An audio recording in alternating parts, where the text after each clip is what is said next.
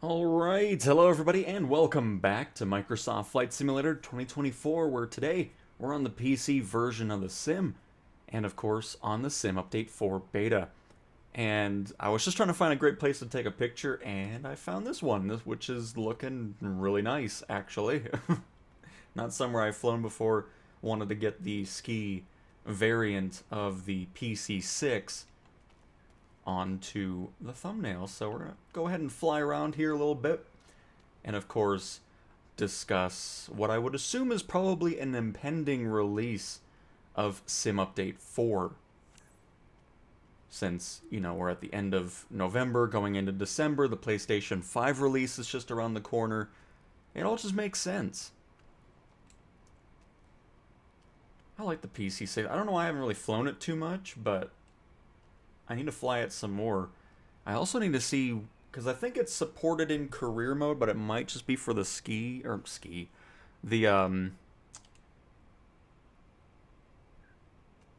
why skydiving. That's what I'm trying to think of here. But yeah, I'm assuming looks kind of cool how the seat is flat, but it has to get angled and shrunk a little bit on the end. Very nice. I just realized I think the skis are, yeah, they are glitched through the floor, but that's okay. We'll try to find some cool places to land in the snow. But hello, Master Duo and Monorific. Hello, hello. In case you're wondering where we are, of course, US West servers. If you're on PC or Xbox and want to fly along, here's where we are. This is a really cool airport. Especially with the mountains right around. Hello, sir. But anyways. Yeah, let's go fly, because I'm pretty sure I picked Iceland. I wasn't really paying attention. I was just looking for a handcrafted airport. And yes, that is exactly where we are. And Pilot Pit Stop, hello, excited for the PS5 release. I know, we're almost there. Which, by the way, if you didn't hear the news, on December 2nd, 2025, which is next Tuesday, we are going to be diving into the PS5 version of the sim early, which is still crazy. So, again, a big thank you to Xbox for making that happen. I still I still can't believe it. But alright, I think we got everything off the... No. Yes, we're good. Okay. Let's go ahead and start this thing on up.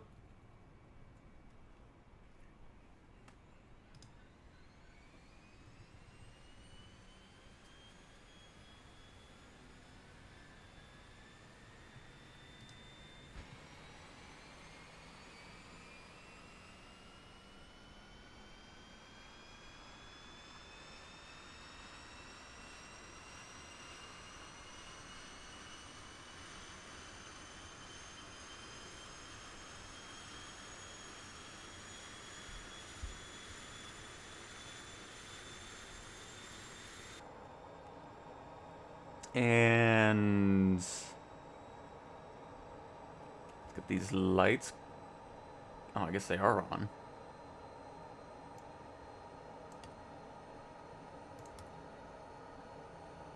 Landing light.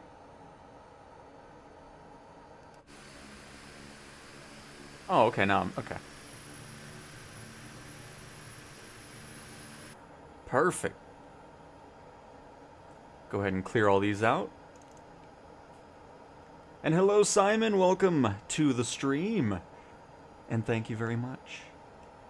I'm very much looking forward to it. It's going to be a blast streaming that on Tuesday.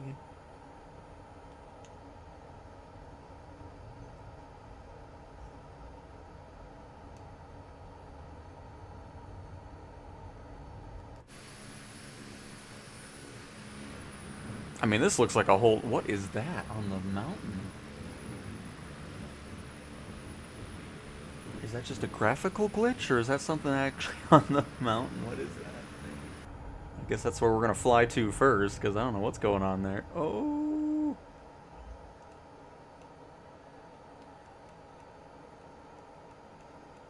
Probably won't be flying until Christmas, because I think my wife is getting me a PS5 Pro. Oh, very nice, Monorific. Very nice indeed. Let's get this thing turned around. We have quite a bit of wind going on, so I have to deal with that. Alright, bye, cool airport.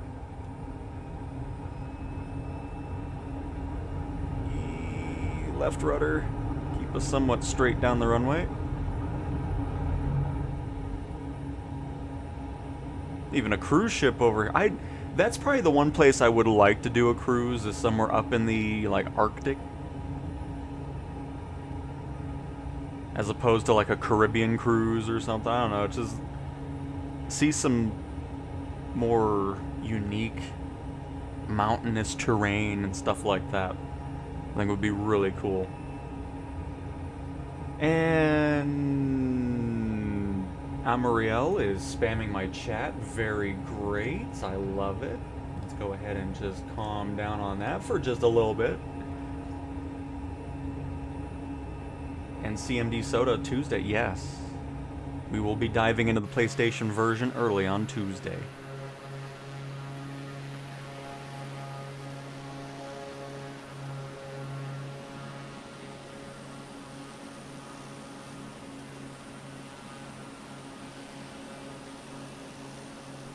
$24-hour stream Tuesday then? It might be a hefty one. We'll see. we will definitely see.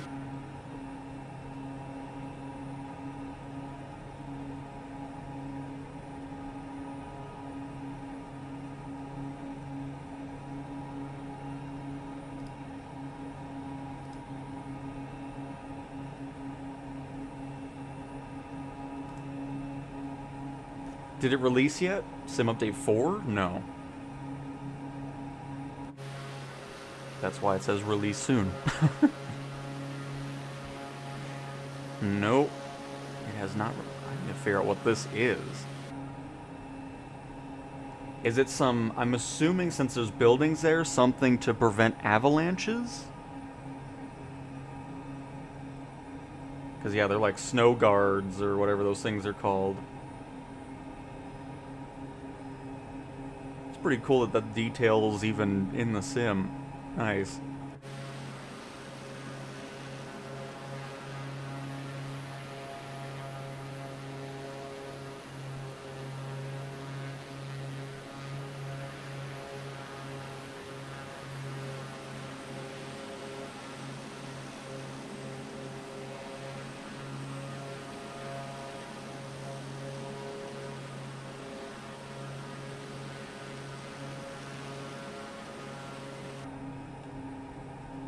Another detail about that stream on Tuesday, it'll be around this time in the morning as well, or your afternoon. Basically where we are now, maybe a little earlier, maybe an hour earlier, we'll be live, and then just going through everything PlayStation 5 related.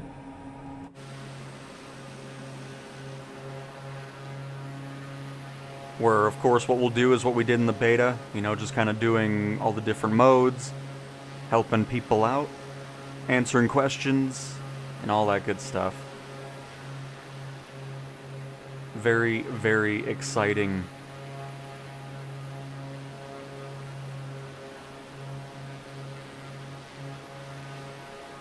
I'll go through here really quick. I want to get some showcase shots because this looks very nice around here.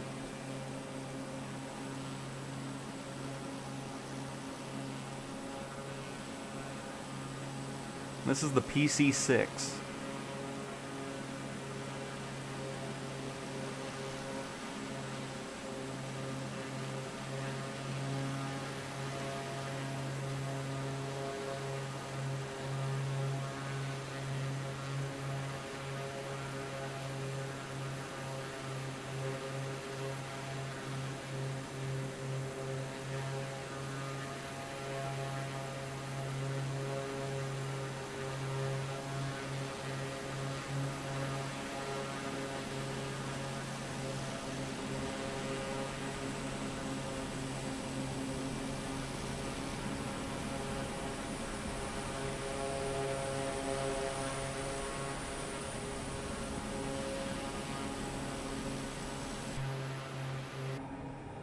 Order the HOTAS 4 with the pedals. Very nice. Very nice indeed. Can download additional files, areas, maps for better performance. I mean, you're not downloading specific parts of the map. You're only downloading like world updates and city updates. Because you are streaming 7 petabytes worth of data, which is why it's not something you just install the whole sim with. Greetings from Cologne, Germany. Well, happy to have you here, Till. Or Tilly, I should say.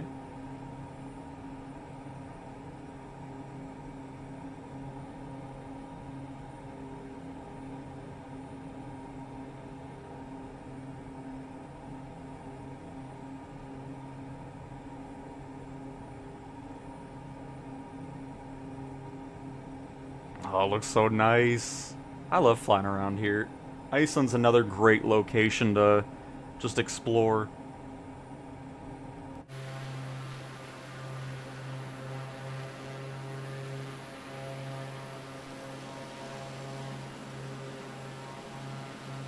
Especially with this type of cloud cover going on, you have the sun poking below.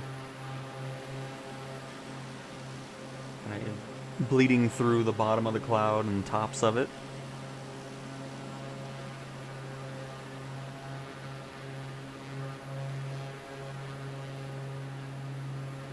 Career is its separate mode. You're not able to do missions or anything like that outside of it. So anything you do in career mode, you are just completing missions there. They should bring this game to PlayStation, right, CJs? They should. No doubt about it.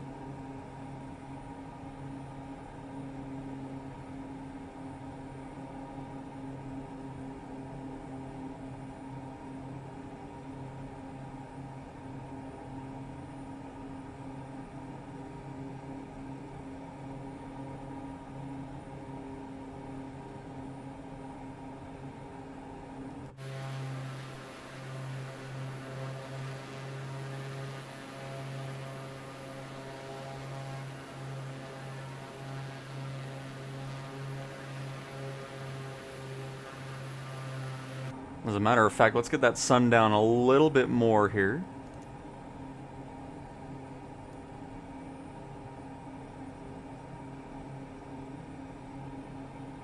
I don't really see it too much. You see a little bit of it, but I was kind of hoping for a little bit more on that.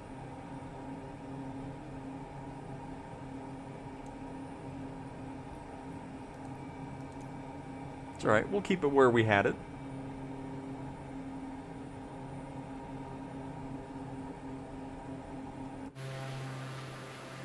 Oh, did you, Monorific? Probably just rumors. It's alright, though. My PS5 Pro is waiting for December 8th. Very nice. Very nice. I'm cooking breakfast while watching your streams. Always enjoy them as they help me get through my mornings. I appreciate you stopping on by again, Brandon. While you have some entertainment for your breakfast making. But welcome to the stream. Happy to have you here.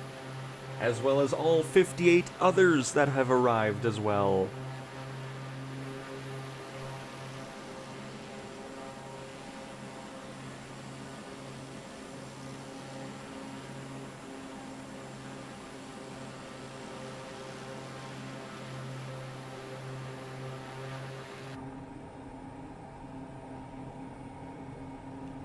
Let's go ahead and fly along the snowy ground here.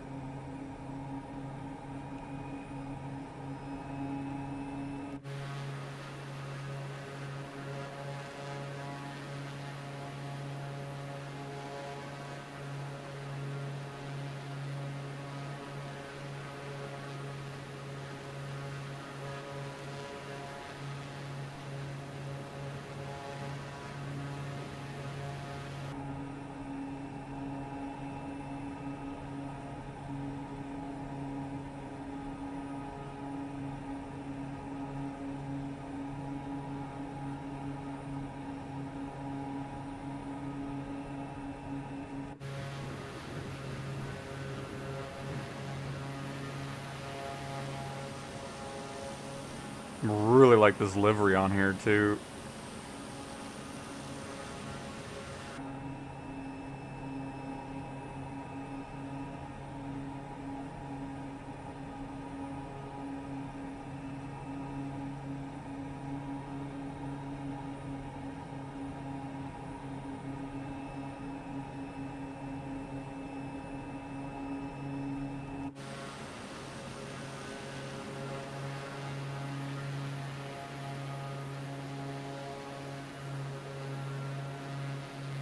Get a look at that sunset. Only sad part is that we do have only 1 or 2 flight stick options for PS5 now. Well, the Thrustmaster T-Flight HOTAS 4 is the only one confirmed. Then, of course, you have the DualSense gyroscope controls that are excellent. You'll have a blast flying with that as well. I'm getting this for the base PS5, but still unsure which bundle to get. Oh, this looks so cool. I wasn't expecting more water here. Nice. I don't know why I wasn't expecting more water. It's Iceland, so you're always going to run into water, but that looks awesome. So the way I always go about it with the different variations of the sim from standard, deluxe, and premium deluxe is if you're not too worried about having planes from deluxe or premium deluxe, standard's a great option to go. You just won't have early access to it on the 3rd of December. But either way, you have a great selection of planes with the standard edition. And then if you want to upgrade down the road, or down the runway. But anyways, if you want to upgrade down the road, you can do that through the marketplace. So if eventually you're like, you know what, I do want the deluxe edition, you can upgrade to it at any point. And then, of course, in the marketplace, you'll also be able to purchase most of the planes from those other editions individually. So let's say you only wanted the Cessna Sky Courier from the deluxe edition. You can just buy that alone and have it without paying for all the other planes if you're not interested with them. So yeah, I mean, if you want to go standard edition, you're going to have a huge amount of content just from that alone.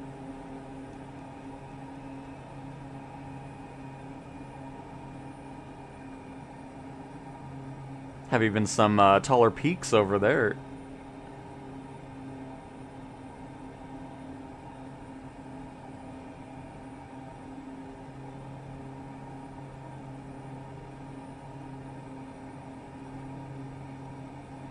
Oh, and a snowstorm just happened. I don't know why I did that. Alright.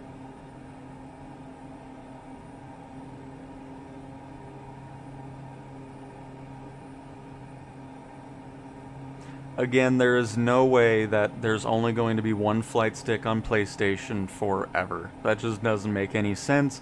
It's a huge moneymaker for the manufacturers of the flight sticks, and a huge thing for the company itself. So there's no way it's just going to be that forever. I'm just telling you that right now.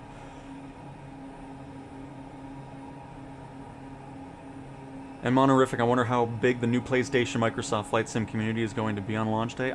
It's based off everything going on here, it seems like it's going to be pretty hefty.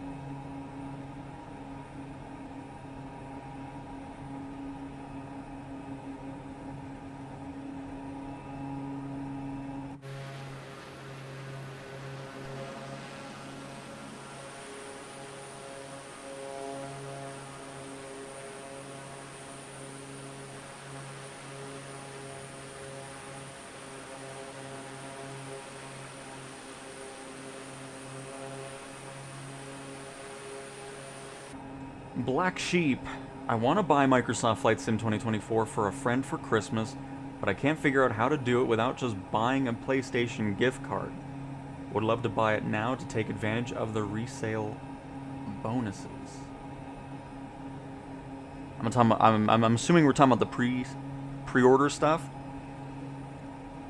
Is gifting not a thing on the PlayStation Store?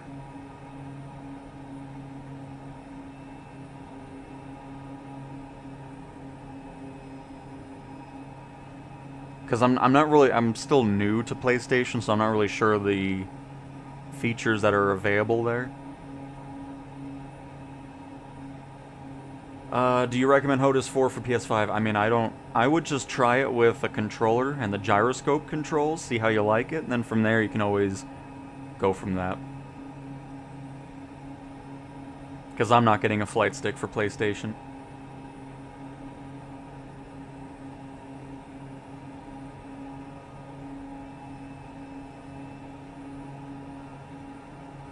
Alright, we'll go a little bit further here, and then we can pop into some other locations here. Like a flight to Portugal. And then to Drake Passage between South America and Antarctica.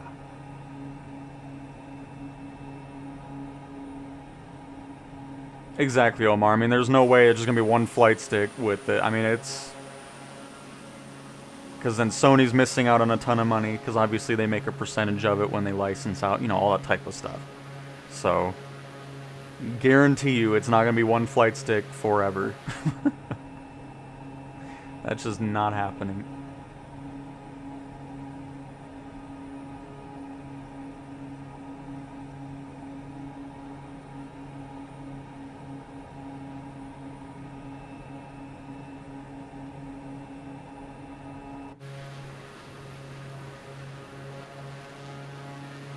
No release date for Sim Update 4, but I would imagine we're getting pretty close, because I still think it's going to release before the PlayStation version comes out.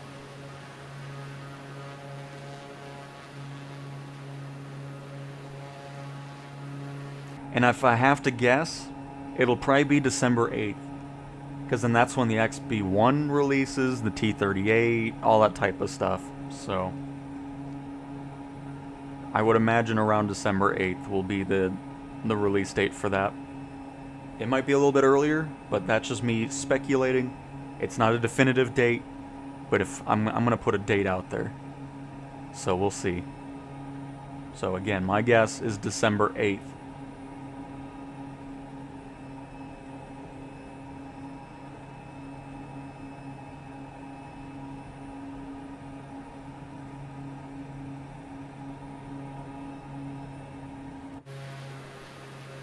And here, let me look it up. PS Store gifting.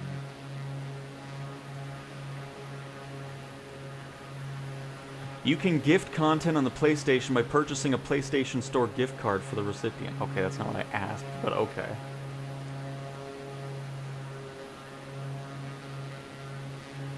So yeah, it seems like the gift card's gonna be the way to go.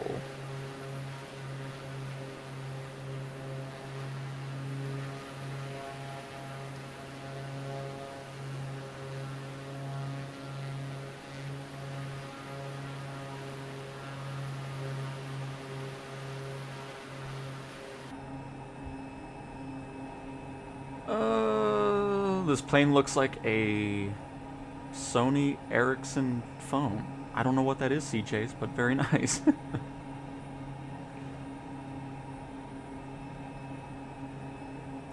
Hello, Barry. Hello, hello. Bermuda Triangle of Disappearances.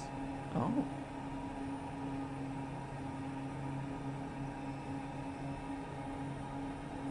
I mean, I guess it's possible that they were kind of out of,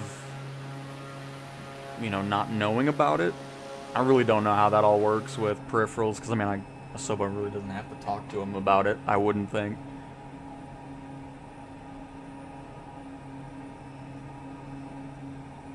But if there's any new ones, it probably won't be until next year. I'd be surprised if we have anything else specifically before the release in 6 days. Well, okay, that's the early access period for Premium, Deluxe, and Deluxe, but...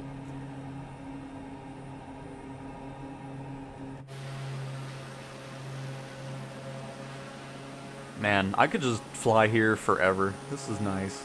Oh, shoot, there's a runway. Oh, well, that's perfect. That was randomly run into. I love when that happens. It's Bravo India, Bravo Delta. Not even gonna bother pronouncing it, so we're gonna land there.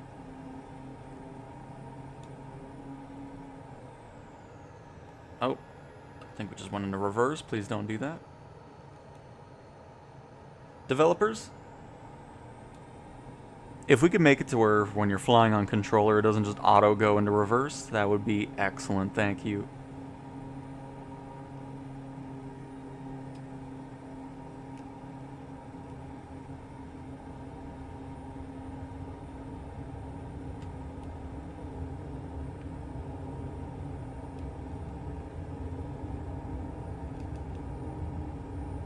Alright, so there's idle.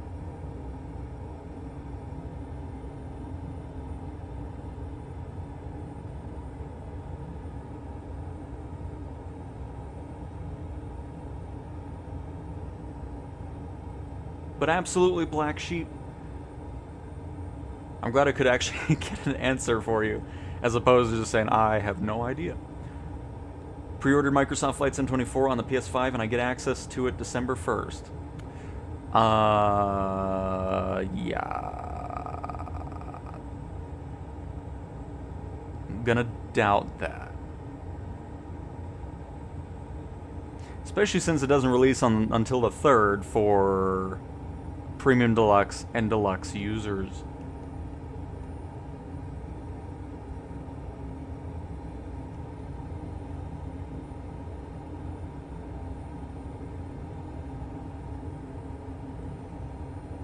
Oh, okay, so it's more about the color scheme, okay.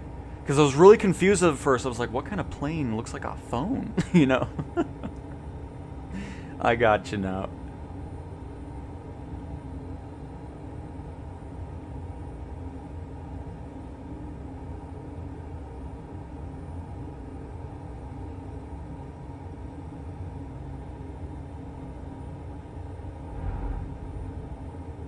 Bounced it a little bit.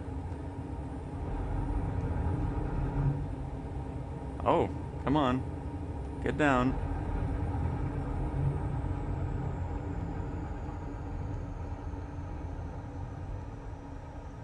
Oh. Now we can scratch our skis on the asphalt here.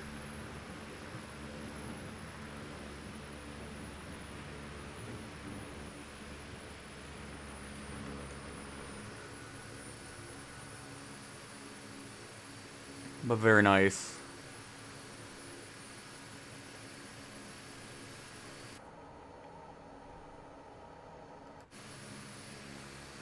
Does this not have a quick shutdown here?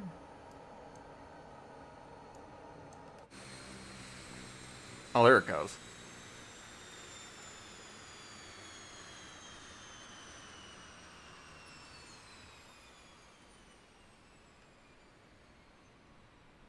And oh boy, what is this name?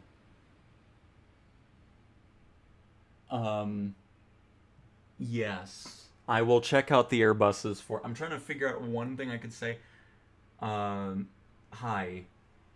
No, I'm gonna go with Bavin at the end. We'll go with that. But welcome to the stream. We can look at that right now since we're about to switch up locations anyways. And it was the A320, yes.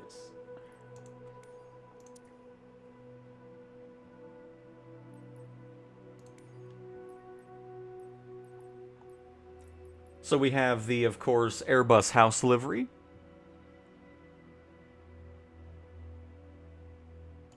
EasyJet.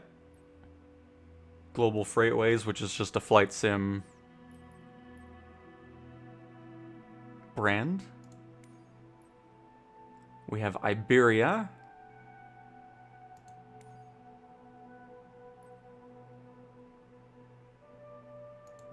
And then a couple more fake ones. Some flight sim airlines. We have Spirit. A plain white Airbus A320. And the last real one is Wizz Air, and then a World Travel Airline livery, which is another flight sim one. And those are the default liveries for the A320.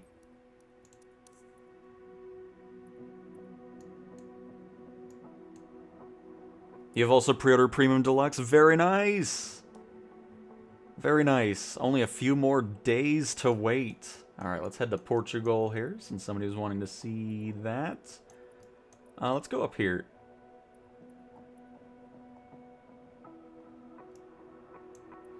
And then, by the way, again, this is probably not going to be something that's on the marketplace on PlayStation right away with liveries. So just keep that in mind. That's going to be something that comes down the road. But eventually, it'll look something like this for most of the aircraft in the sim, where people can create their own liveries that you can grab for pretty decent prices. So here's an A320 Europe one for $1, which comes with Aer Lingus, Air Corsica, Austrian Airlines, Eurowings, Pegasus, whatever Play is, and TAP Air Portugal. Which here, I'll just kind of scroll down here so you can see them. Why is this I mean, I guess it's just to show the high quality of it, but still, I'd rather see a bit of a way there.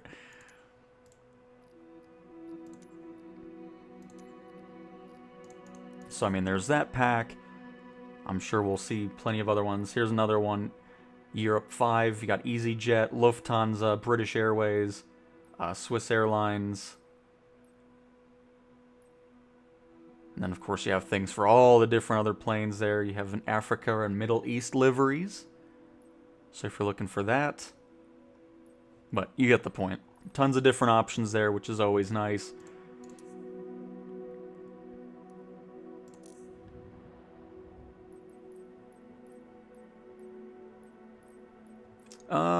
Let's see.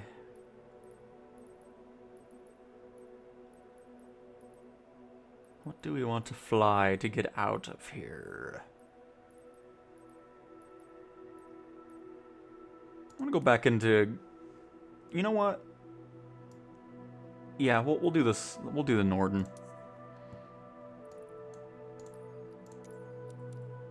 Gonna set this to daytime here. And away we go. And you can absolutely suggest a location, Barry. I'm so excited I pre-ordered already. Very nice, Cody. Very nice. I just don't think we're going to see it in the beta. It'll just be something that'll be in the release of Sim Update 4.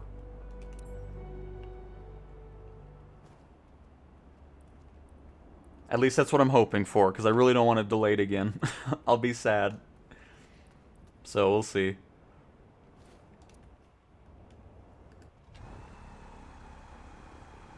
Oh, we've been to this airport before. I remember the alcohol ad on the control tower.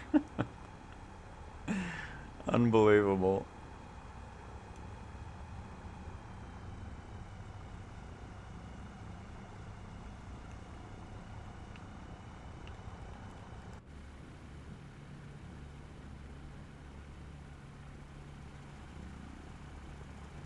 Such a nice plane. Which out of the Deluxe and Premium Deluxe would be best to buy for the PlayStation for Flight Sim when it comes out? Again, it's all really dependent. I mean, if there's planes you're interested in Premium Deluxe, then that's a way to go.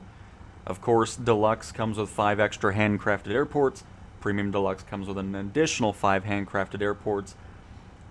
But yeah, it's really all just dependent on what you're looking for from the sim. If you're not too picky about what airplanes are in those things and you're not needing them, then you can always move on from it, you know?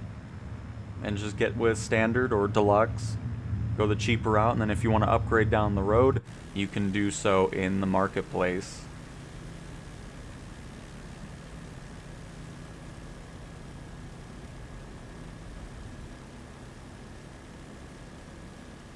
I always like going to airports that are elevated above everything else. It's always cool, just like with Sedona in Arizona. It's just such unique airports. Obviously not all of it is elevated. Once you get to the other side of the runway there, it's pretty much cleared out. But no photogram imagery here, as I butcher my way trying to say it.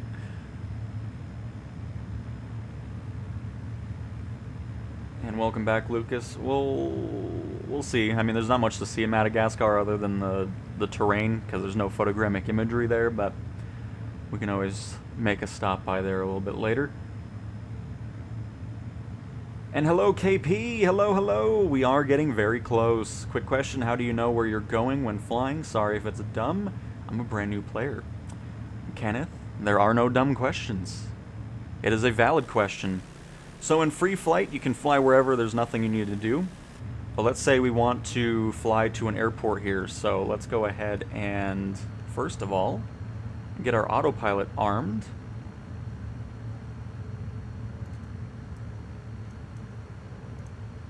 And do this quick here. Heading on.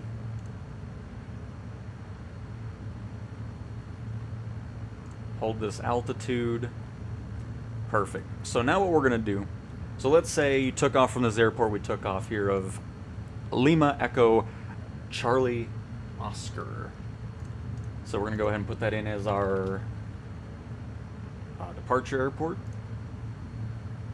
And let's say we want to head to, is this actually an airport? No.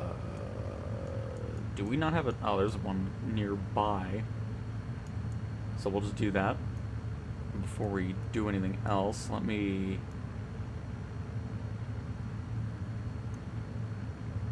increase our altitude to 2,000 feet.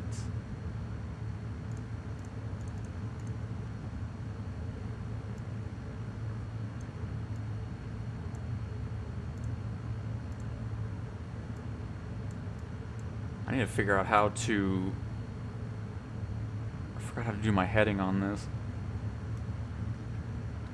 It always gets jumbled when you fly all kinds of different things here. Ah, there. Oh, you just do it. Okay, perfect. I just want to start flying that way so we're saving some time. Alright, so anyways, again, we have this airport here. Lima Echo Sierra Tango. And there we go. Now we have a direct flight. So let's just say that's all we want. Great. We'll send that to our avionics. You'll see we now have this in our compass. Beautiful. So there's multiple ways of figuring out where you're trying to go. Of course, not every aircraft has this, especially if you're in an older one. So you'll be using your EFB to figure that out. So you can see we're on the map. And then of course the flight plan that we just made, we made a simple direct flight, nothing crazy. So that's how you can figure out where you're going from there, from inside the sim. And then of course we should be close. I'll get a little bit closer here. Let's turn to the right just a tad. And then if you're not wanting to fly yourself with autopilot on, you can of course go over to it and hit nav mode, which we're close enough. So heading mode's off. It's now going to line up with our magenta line and fly all the way over to that destination airport all on its own. So those are just a few ways of figuring out where you're trying to go. Of course, some planes don't have that, so you'll be using the compass inside of it to orientate yourself. And then of course, if you're flying in a place you're familiar with, you can always use landmarks and things that you're knowledgeable with. That way you can kind of tell where you're heading as well. But hopefully that answers the question for you. By the way, hopefully you're enjoying your view of Portugal. I'm just kidding. I'll turn off the weather for now. That way you can actually see something.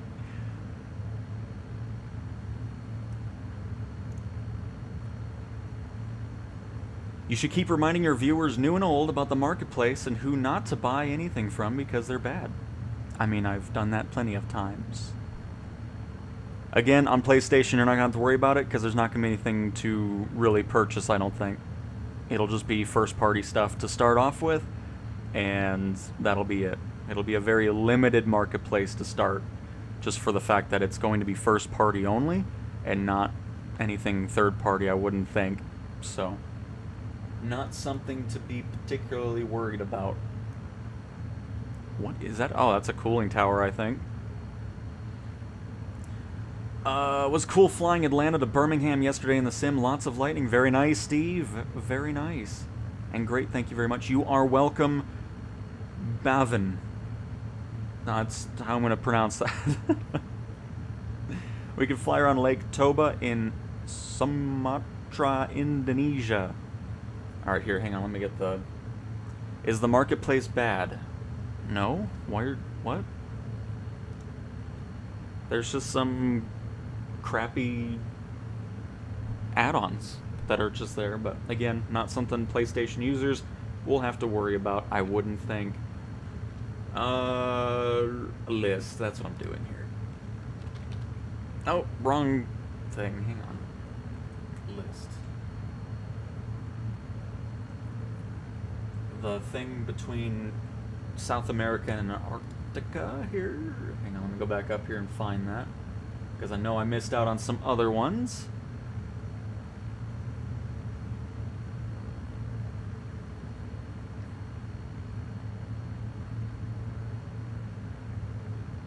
The Drake Passage, that's right.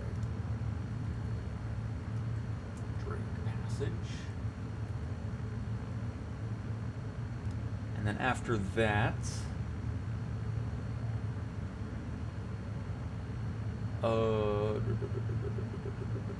where else were people wanting to go here?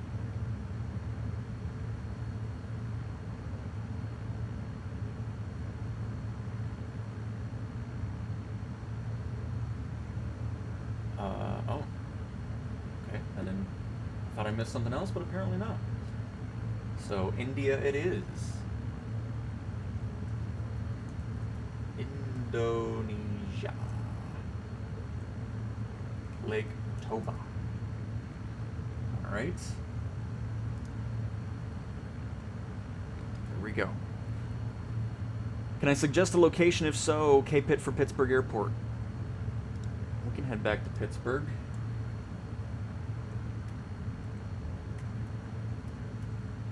Oh, Madagascar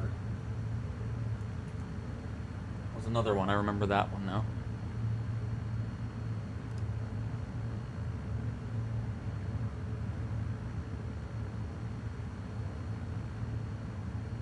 And Jason with $1.99. Thank you very much for that super chat.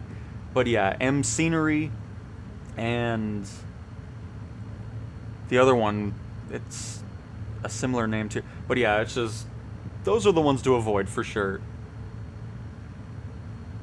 And Omar, yes, definitely hoping to see the Red Bull stuff finally get there. We'll see what's going on with that for sure.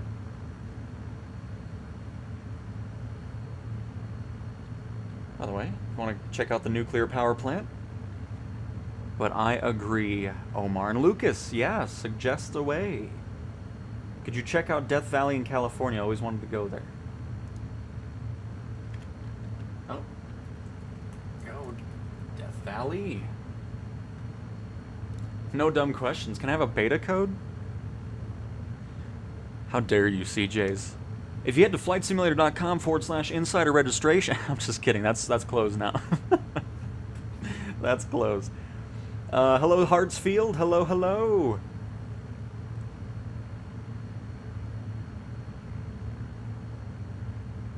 Can you remind us which of the key premium deluxe aircraft are available and beneficial? Yes, I can. Anytime somebody wants questions about career mode, I am all about it. Yes. Let me get my handy dandy notebook here, and I can tell you. Notepad, notepad, notes. And the answer to that question is...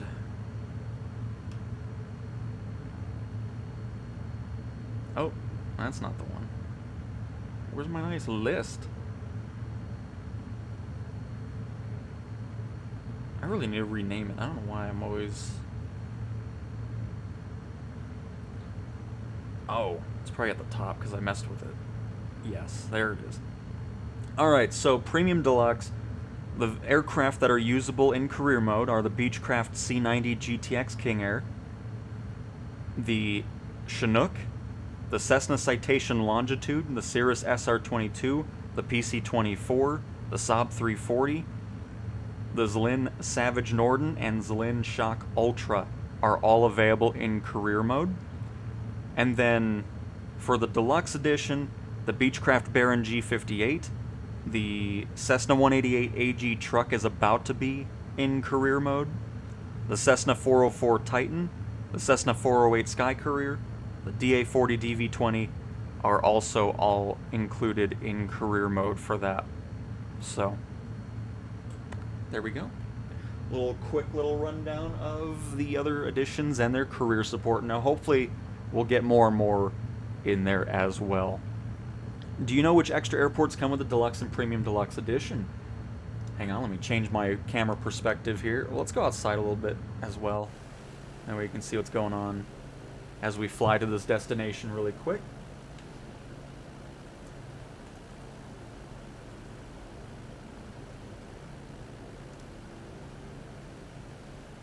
Alright, and the handcrafted airports that you get with the Premium Deluxe Edition are Denver, San Francisco, Dubai, Frankfurt, and London Heathrow.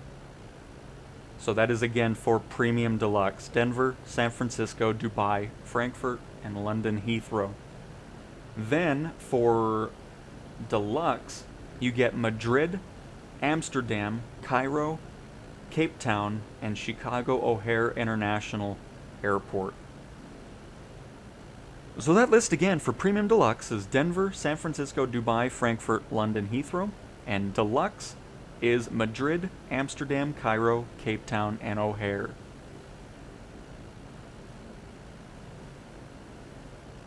So the Standard Edition comes with 150 handcrafted airports, and then of course you get 5 extra ones with Deluxe, and then 5 more, so a total of 10 with Premium Deluxe, which would bring you up to 160 handcrafted airports.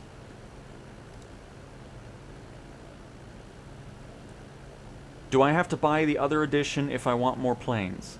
Yes. I mean, you're missing planes from Deluxe and Premium Deluxe, but you don't have to get it right away.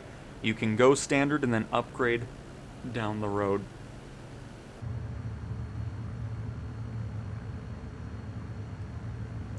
Adam R. Does not sound very familiar, so probably not. I will add it to the list.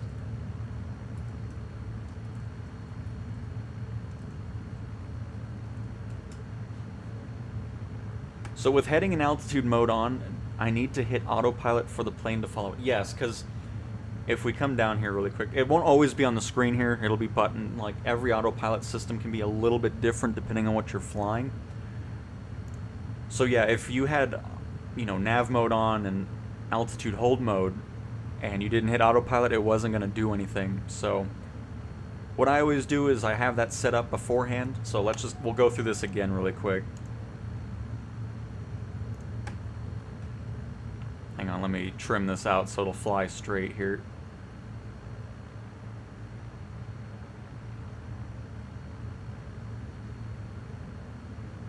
So let's say we wanted an altitude of, let's say, 2,500 feet here. We'll have that set. And then we want our heading to be, we'll just kind of go off course for a little bit. We need to go to a heading of 240. So we'll have that set. Heading. And then for altitude, you don't have to do anything with it. You can just hit autopilot. Because when you're set to, oh, of course I was climbing anyways. I didn't mean to do that. You don't have to hit altitude hold mode, because once you have an altitude set here and you hit autopilot, all you need is heading mode. It'll do that, and it'll immediately climb or descend to the altitude you have set, and once it reaches it, it'll go into altitude hold on its own. And the reason I'm going off course here is I always like showing this, because I always get a lot of questions. I hit nav mode, but it's not doing anything, so I always like to showcase this from time to time. But yeah, that's all you have to do. Always just get everything set up with what you want it to do, and then you can hit autopilot after you have heading mode on and all that good stuff. And hello, Robert. Hello, hello. Welcome back. I'm doing great. Hopefully you are as well. In free flight, can you put on a flight assistance for navigating to the airports for new users like me when learning the game? Or is that only... No, you can use... The visual assistances are usable in any mode in the sim, no matter where you are. You just go to settings and then assistances. And then we'll scroll down to visual assistance, which you can have the active waypoint marker, the flight path, piloting and control notifications. You can also have, in general and flight interface, you can have all of these on too, with landmark markers, city markers, airport markers, and I think that's pretty much all we need right there. So with that on, when you look around the map here, you can see that we have airport pins, so you can see specific POIs, specific airports, and everything like that as you're flying around. And of course, clicking the left stick, you can toggle that on and off if you're not needing it. I'm surprised it's not showing us our flight path though, so I mean, maybe that's not something that pops in here. But either way, you can get markers like that on the screen, so if you're wanting to keep those on, you can absolutely do that.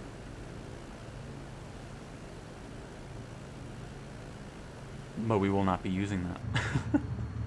Because when you start the sim, it's going to ask you, it's going to be like, do you want every assist on? So if you have no clue about anything regarding aviation or what's going on, you can have all the assists on, all the visual stuff, and then as you get comfortable with the sim, you can toggle it all off as you go through those menus I was just showing you.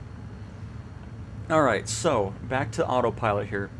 So you can see right here we are 2.5 nautical miles away from our flight plan, and if we hit nav mode, you'll notice nothing happens. The plane's staying in heading mode. We're still heading on the 240, I guess 241 degree heading.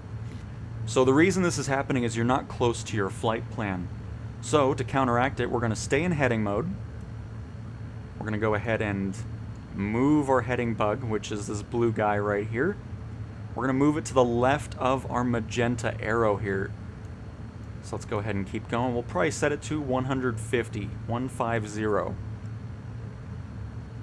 And with nav mode still on, once we intercept our flight plan again, the magenta line, heading mode will turn off and the plane will follow your waypoints. Obviously it doesn't matter with this because it's just a direct flight, but if you had turns and everything else going on, the plane would do that for you.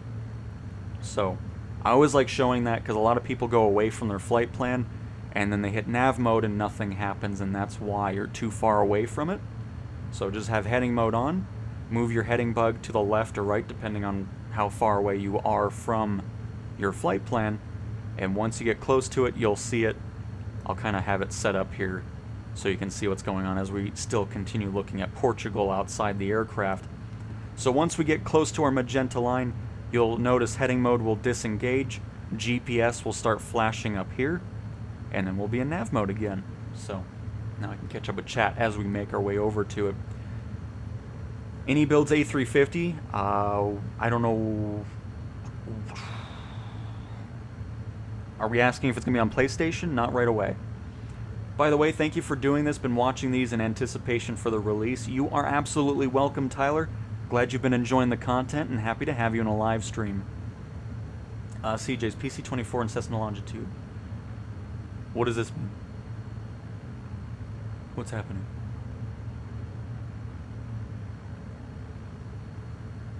Are those just planes you're looking forward to flying, CJ? Heading mode will follow the heading bug. Oh, you're... Okay, I see what's going on. I want the Citation 10 in career. I do too, Jordans. I do as well. It's a great plane.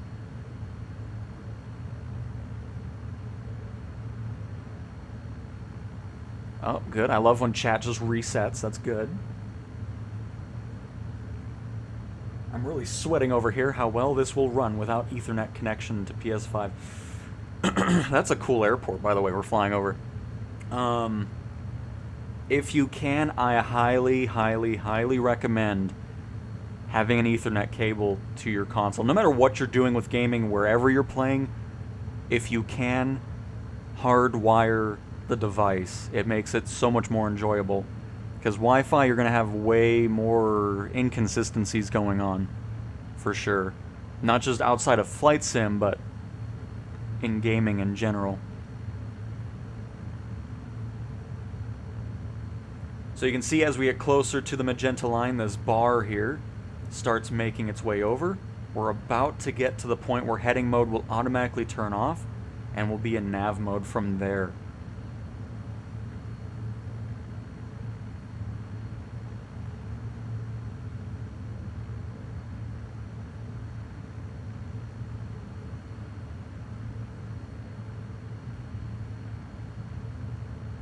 Davey, see, in the standard edition you can go to any airport in free flight.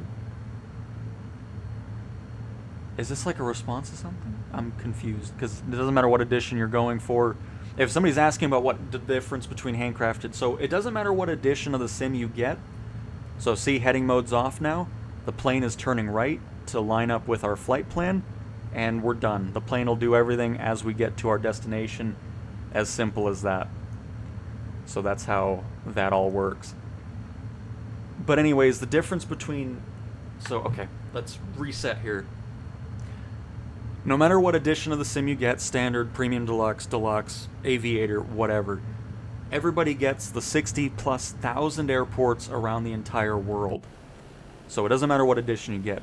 The only difference between what it's talking about, this is not a handcrafted airport. This is just a standard one with generically placed buildings based off what the sim sees from the satellite imagery. So a handcrafted airport is an airport that does not look like it does in real life. Or it does look like... Okay. Handcrafted means it'll look as it does in real life. If it isn't handcrafted and doesn't have a star on the world map, it'll look like that. Just a basic building that looks nothing as it does in real life. But everything else will be matched from the runway to taxiways and everything. So every edition gets 60,000 plus airports, all the glider ports, all the heliports, and all that. The only difference is from deluxe and premium deluxe, you just get some extra handcrafted airports, which again, 150 airports around the world are handcrafted, and then you get an additional 10 with the premium deluxe, and then 5 extra with deluxe. Hopefully that makes sense. Off topic a smidge, have you tried the new update for the Portal? Does the sim work without a connection to your PS5? I wasn't able to test that because I don't think the beta was something that was available for it, because I think the games have to support it in the cloud. I don't know how it works. I don't have the higher edition of PlayStation Plus, so I don't have the ability to test the cloud stuff. But all I do know is the time I spent with it just connected directly to the console was a great experience.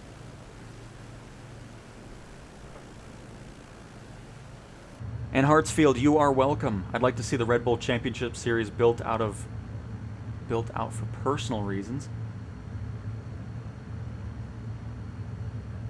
Merced and Furious and Sea Furies. The Red Bull Championship Series.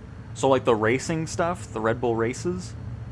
Because I'm definitely hoping that releases too, Jordans. Absolutely hoping that's the case.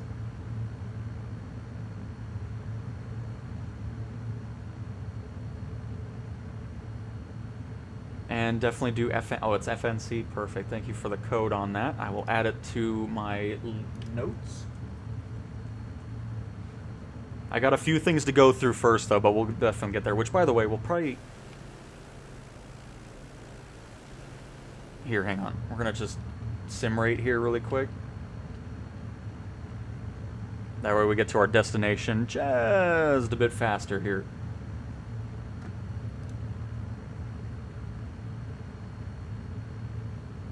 Hello, the real MCJ. Good to be back with everyone. Happy to have you here for another stream. And Adam, glad you enjoy the content. And you are welcome, Dienvish. Dienvish. They were asking what planes from the premium... Oh, I got you. Love your videos, Cowtown. Very, very informative and helpful. Ready for when all of us PS5 users join in a few days. Absolutely, Disney addicts.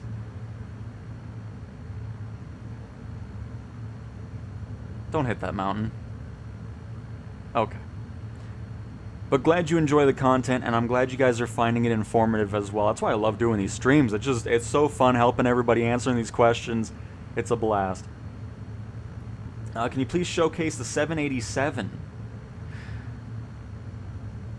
No, I'm just kidding. We can, Brandon. And Sir DLW, hello as well. Welcome. Can you now play this offline if you download? No, you'll still need you still need internet connection even if you do end up downloading everything. Because if you would download every single thing in the sim, it would get you would need 7 petabytes of storage to have everything in the sim. So an internet connection is always required.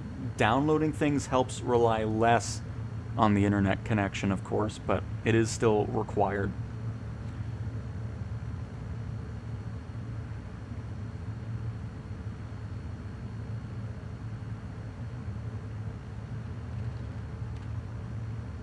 I'm gonna climb here really quick because I don't want to clip this mountain here.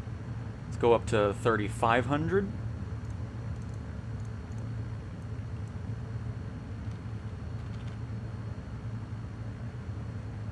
And we're just gonna get to this airport real quick. Are there any liveries for the A400? I don't believe any builds did any liveries other than the stock one. I'll double check it though. Good morning, these streams are relaxing, can't wait to start flying myself. And Space Techs, happy to have you here. Good morning to you, glad you're enjoying the content, and not too much longer to wait. And New Mexico Flyer, what a cool plane. Yeah, I love it. I mean, anything from God Friends is just a great experience. Definitely enjoy it.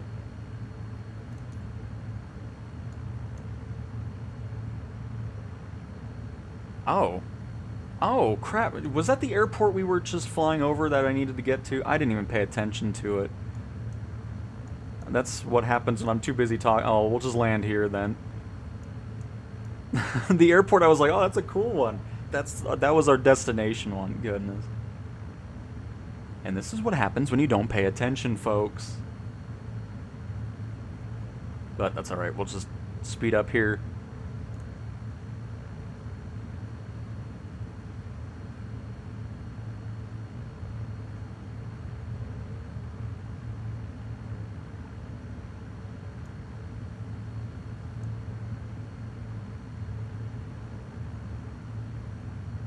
Heading mode.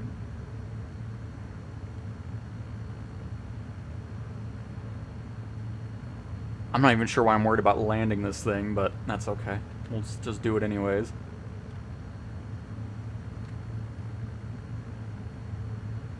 That should be back to real time there. Disengage autopilot. Get our screen back to full here.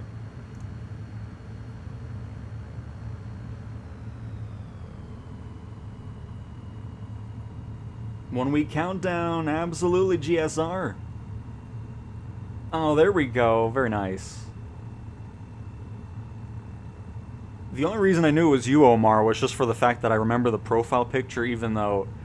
The thing I love about YouTube's chat is emotes are small, the profile pictures are small, so I just... Because I have the chat pretty far away from me, so it just looks like a blob from here. That's the only reason I knew it was Omar. That helps out.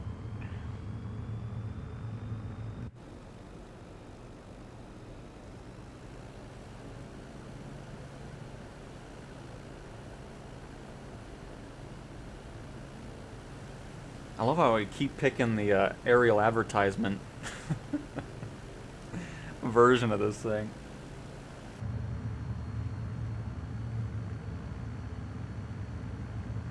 And hello, Kyle!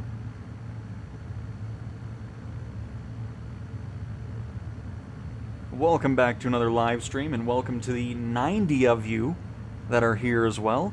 Even if you're not chatting, I very much appreciate you stopping by. Hopefully you're finding the stream entertaining and informative as well. How are you doing that speed rate? You can do that by... Okay, so there's a couple different things you can do. There's the sim rate. And then, of course, there is... Oh, that's not what I meant to push. There's also this, slew mode, which you just freeze the plane and then you can manipulate the aircraft and whatever else. So to do that, you just go to Settings, Controls, search for sim rate, and then you can make the button whatever you want. This is of course just on keyboard here. If you're just using a controller, you can probably do square, right, and left D-pad to do decrease and increase if you want, or whatever you end up wanting to do, of course. So that's sim rate. I just do the increase, decrease. I don't use this because I just like having full control over, because every time you push it, it goes up a speed. It goes 2 times, 4 times, 6 times, 8 times, and then decreasing it the opposite. It goes from 8 to 6 to 4 to 2 to 1, and then just normal time. So there's sim rate, and then slew mode is that other one I was just using that freezes the plane, and then you can just move around wherever you want. And that's toggle slew mode. Which again, if you do end up plugging in a keyboard and mouse, all these keybinds will be the same across whatever platform you're on. So if you do plan on using a keyboard and mouse, you'll have these keybinds ready to go as well. So, just so you know.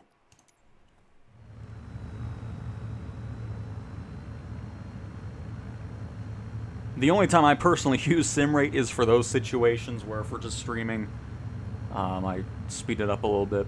Just be wary of using sim rate, especially in career mode. Some planes get very crazy if you go too fast with it. It'll start doing a bit of a dolphin maneuver going up and down, which could lead to crashing your aircraft. So use it wisely. Just a little warning for you if you do plan on using that. Of course, slew mode is not something you can use in career. That is disabled, but sim rate is a function.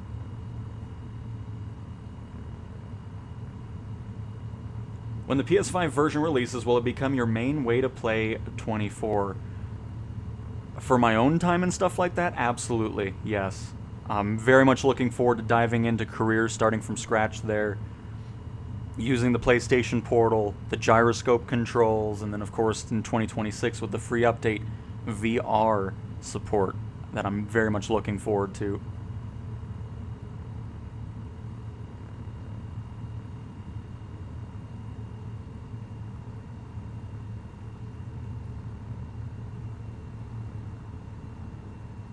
Somebody asked that the other stream about, you know, like if I was on a plane and whatever. I mean, I feel like I could get it to the ground. I wouldn't know any of the other buttons, like the overhead ones or anything like that. I would know the throttle and speeds and stuff, but that is definitely not something I would ever want to experience.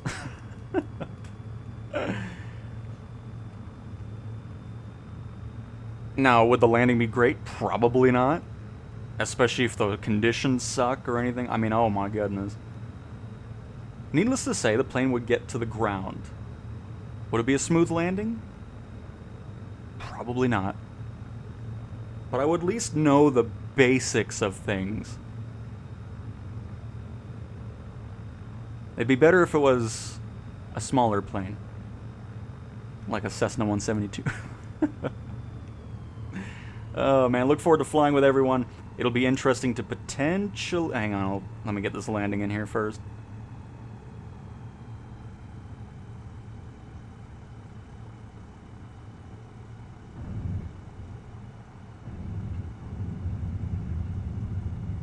I don't even think I had flaps on that. Nope. Very good. But anyways, there's Portugal. I didn't mean to stay here for too long. That was a nice flight, and of course helping everybody out there. Oh, potentially recognize some of your names out in the skies. Oh, absolutely. I mean, yeah, you'll be able to see all that for sure. All right, we're heading to the pass thingy down here. Is it just this? Is it just water? Like, what am I looking for here? Hang on. Drake Passage.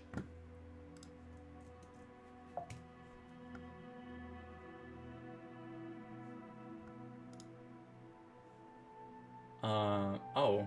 Is it really just this water area here? There's quite a bit of a storm going on. I mean, I could just spawn here. Or is this... Is it just the... I don't know. I don't know nothing about shipping container routes. Is the body of water between Cape Horn and Chile, at the southern extreme of the South American mainland.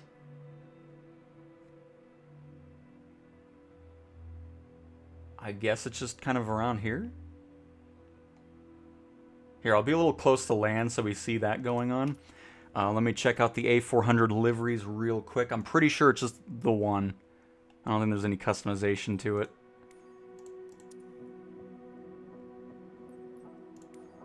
Yeah, just default.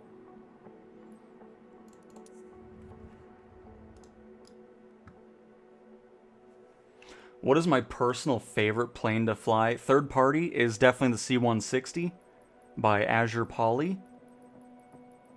Wherever it is. Oh, C-160. Oh, there it is. Excellent aircraft. It's going to support heavy cargo missions as well. Love that one. Definitely my top most used aircraft outside of content. You know what? Let's do the C-17 here. Because I want to see if the performance has been improved on it. Because this... Miltech needs to improve the C-17.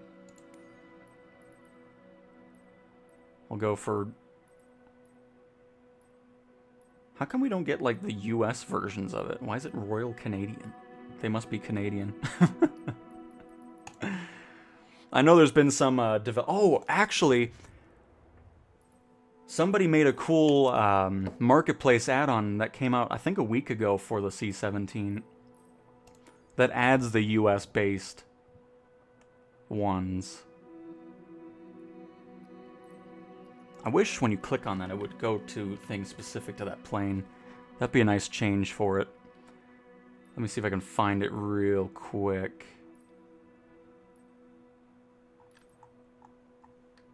Does it not want the dash in there?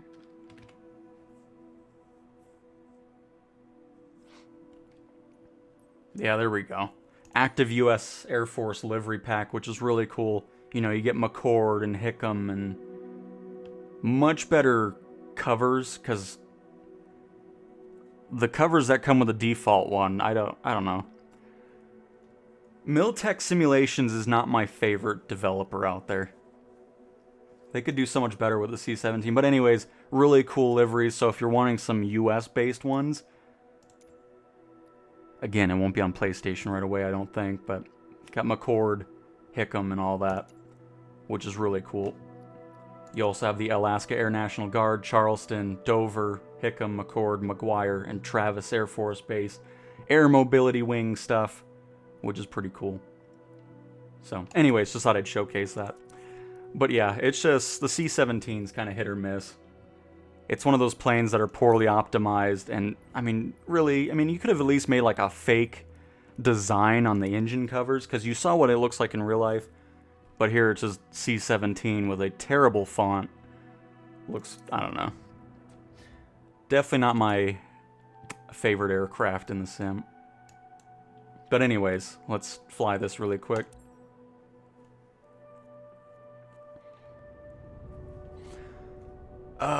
This month seemed like 5 years long.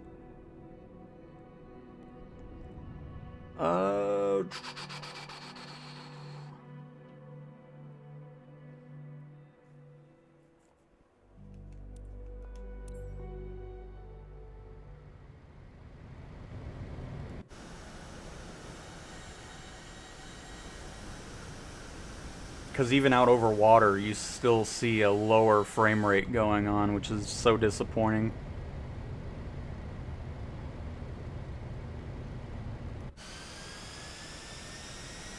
But yeah, I'm not really sure what I'm looking for specifically here, but here's the passage, or at least part of it.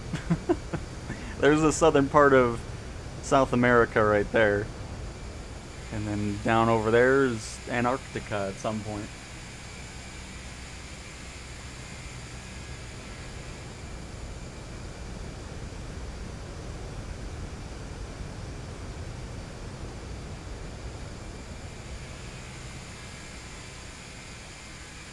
But yeah, it's just never been a good performing aircraft, even on PC. It's just, I don't know. I don't think this has received really any updates either since release, which is a bit disappointing.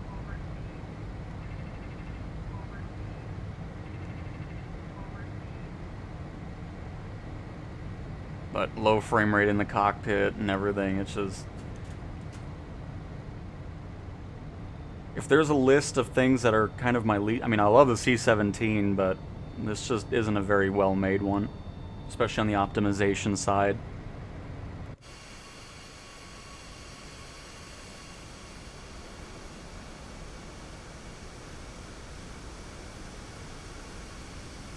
Because here, I'll show you what the C-17 does when you go to a place. Like, let's go to Tokyo really quick. We'll just spawn at that airport.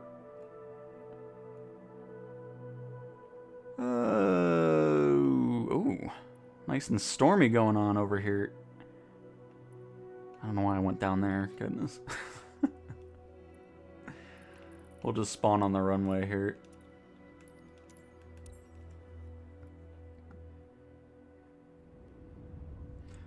Oh, we'll still be on PC and Xbox for I'm just talking about when I'm not playing the sim on my own.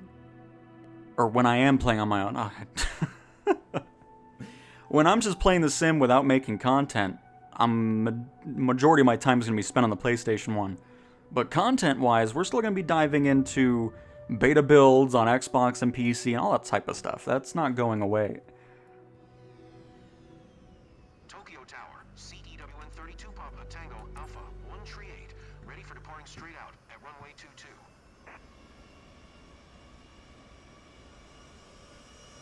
But you can just see such a lower frame rate going on overall, and it's annoying.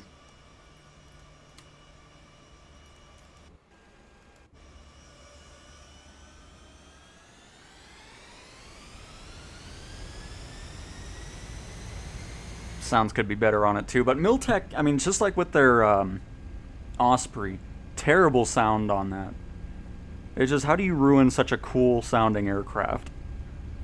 So yeah, it's just not my favorite thing in the sim. But you can just see when we're panning around the camera.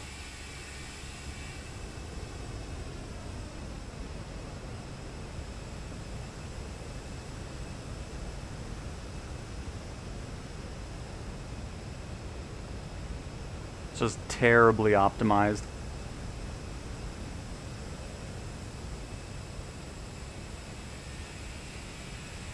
And yes, you can probably expect the C-17 to run poorly on PlayStation as well, because it runs poorly on PC and Xbox.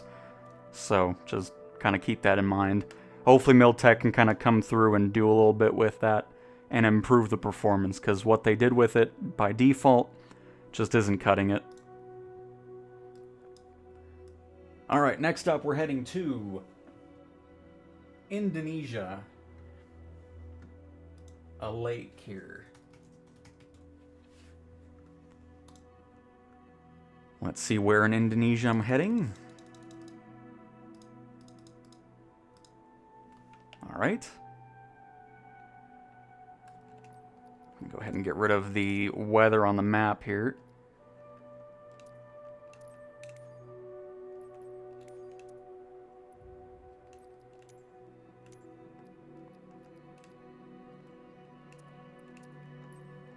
By the way, people are probably like, look at that, he's on PC and he's still just using the controller. Oh, crap. Alright, we're probably not going to do live conditions then, because looks a little bit,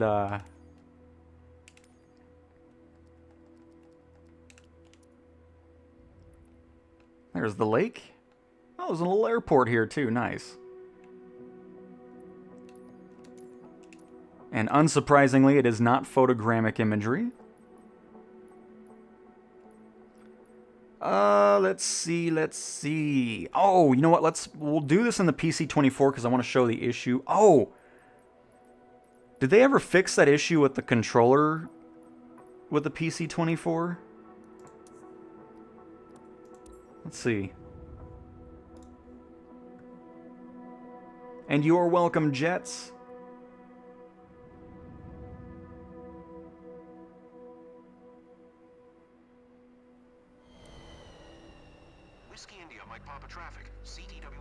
Easiest plane to fly is really anything general aviation, especially the Cessna 172. Got some hiccups going on here. So can we control this with it? No, it's still glitched. That is annoying, because it either goes 100% or 0. Dang, that's been broke for a while. Oh, it doesn't even... Oh, boy. Hopefully that's fixed for Sim Update 4 Beta.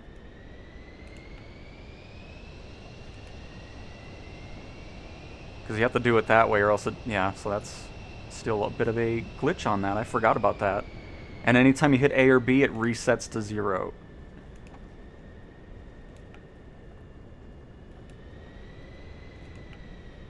Goodness gracious.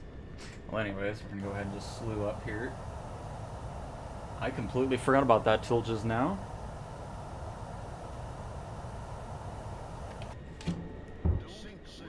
Oh, okay. It's not going to just automatically get us going. Very good. Come on.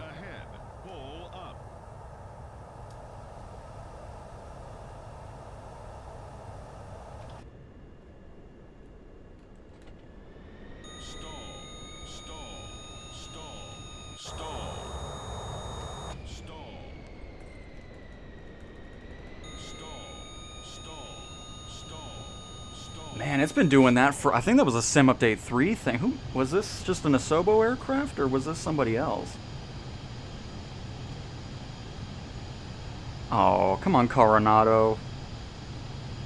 I give you a lot of props for your third-party stuff. I'm not sure why that hasn't been worked on yet. Alright, so the other thing with the PC-24 is auto-throttle does not match the speed properly. So I'll try to showcase that real quick.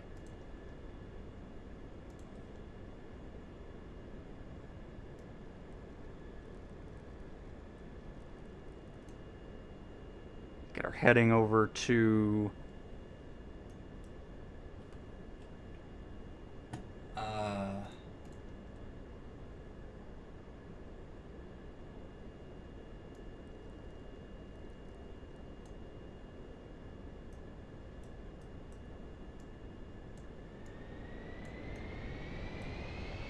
See, it just shows 0%. It doesn't even change. Even using a mouse, it just does some weird stuff. But anyways, here, while we're kind of doing that. But yeah, come on, Coronado. I give you so much props for your third-party stuff. Let's get this finally fixed here, because the auto-throttle thing's been an issue forever, I think. I think that was a thing from the start last year. And then... the throttle thing came in after the fact.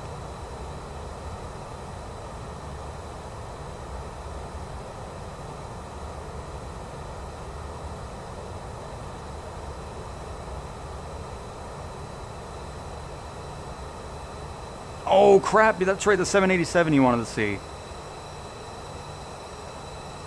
We'll do that on our next destination, which is going to be Pittsburgh.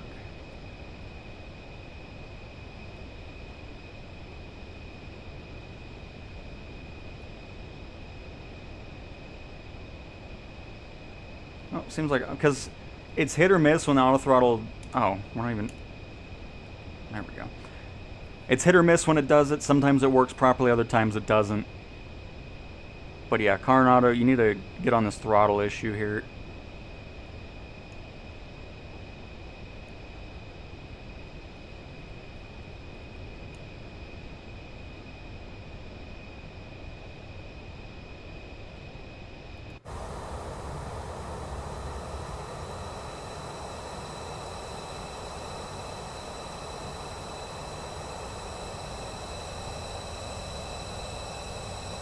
Because, I mean, it's such a nice plane, but that issue sucks, especially if we just fly on controllers. It makes it quite a bit of a pain to fly. And hello, Tootsie Box. I guess I should just say Tootsie now, since the other thing's gone. Did you do... Did you do the second leg of that flight? Oh, okay, I see what's going on. Never mind. Live weather in Southeast Asia right now is not very good. We have massive floods here in many places. I'm sorry to hear that, Barry. Hopefully the rain will stop.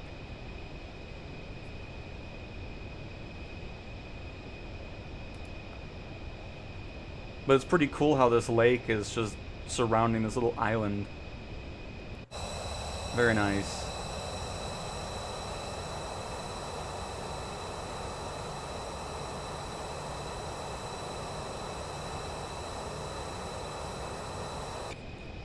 But yeah, Rans, that was the Miltech C-17, you know. Definitely something that needs some improvements.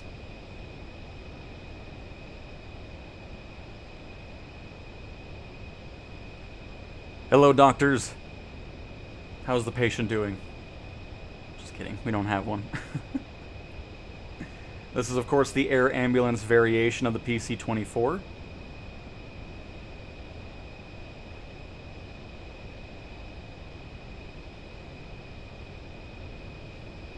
Which is hopefully not something I ever have to experience with as a patient.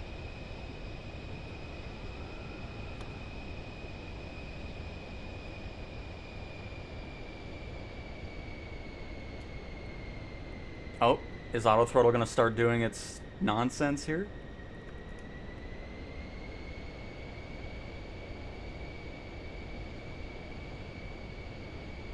It looks like it is. Let's see. It might be just because we're turning, but...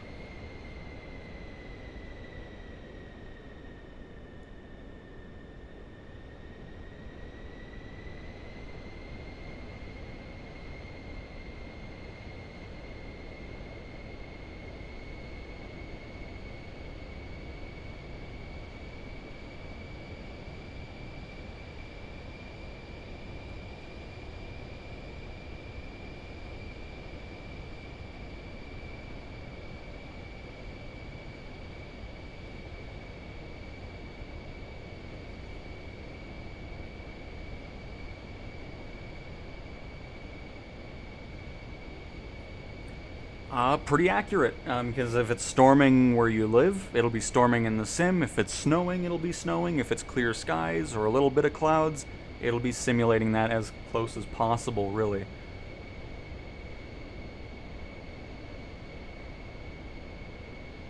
And hello, Rye Guy! Happy Wednesday and happy Thanksgiving to you. I very much appreciate it. Welcome back to another stream. Hopefully you've been having a fantastic Wednesday.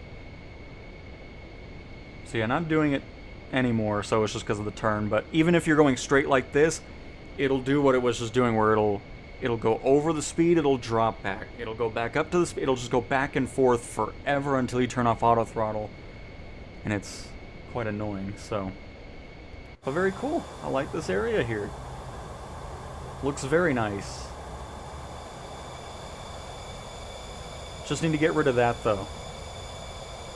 That way it's just fully away from everybody. Get off my island. Oh, we've done a lot of stuff over the Caribbean islands, for sure.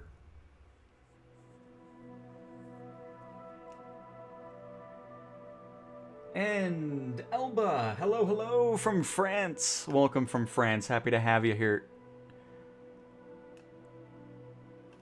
Alright, so with the 787, I'm going to show an issue with the aircraft. And that's with the base house livery, if you haven't seen it just yet. It's something I've been wanting fixed for a very long time. But it still has... I don't know why an art thing is taking so long to get fixed. But it's very... I think it's only with the house livery. We'll see. It could be with the other ones as well. I haven't really checked that out just yet. There we go.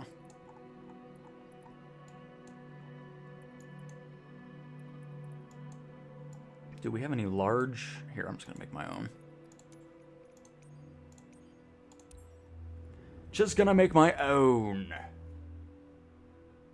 Not bad, just counting down to the third. Very nice, Rye.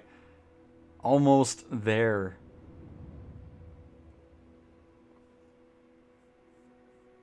I mean, it's not a major thing, but it's just annoying to look at. You can already see it from here. The livery is broken at certain angles. By the way, I need to turn off all those visual assistances there.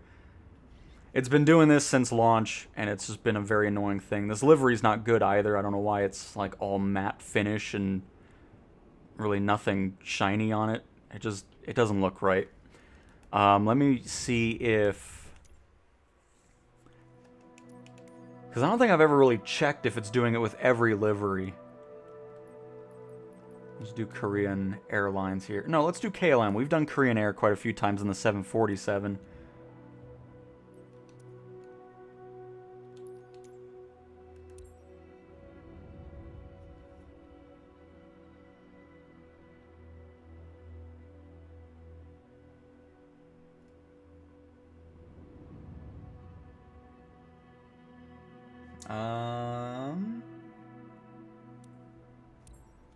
I really won't notice it just for the fact that it's...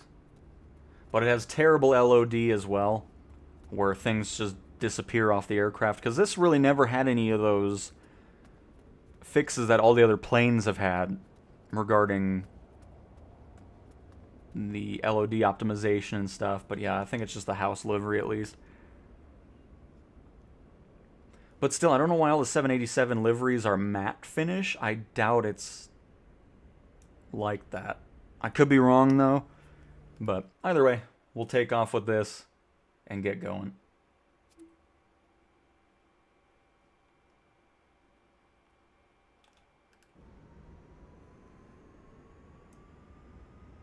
And also, let me turn off these visual assistances here. That way we don't see that on the screen all the time.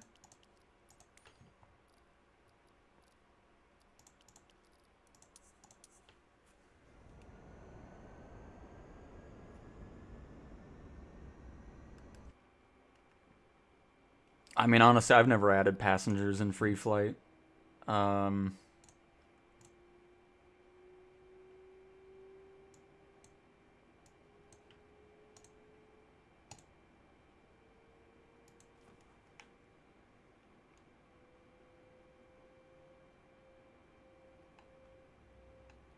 Do they even show up in this plane?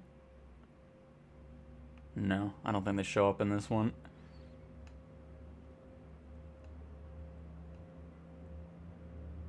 Can I was hoping I could bleed through the walls there. It's looking empty, though. Even inside, there's stuff that pops in. It's so weird. I'm still not sure why this hasn't been, especially since it's an art side of things. I mean, obviously, there's probably a little bit more to it regarding LOD, but still, it's been like this since launch, and it'd be nice to see it finally get... Oh, no, there they are. They are here. Okay. Just nobody wanted to pay for first-class flights, apparently. Well, there you go. There's the passengers back here.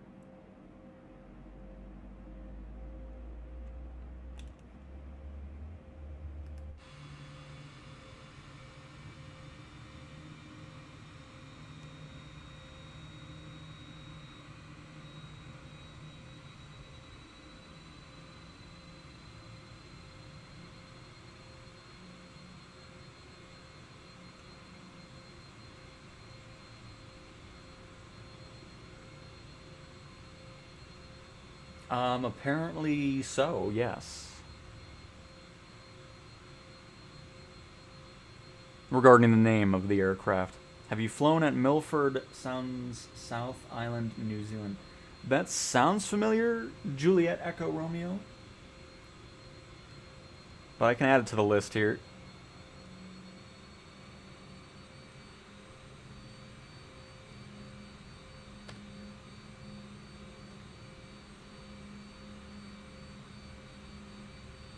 I'm sure this airport doesn't support a 787, but we're going to make it support one.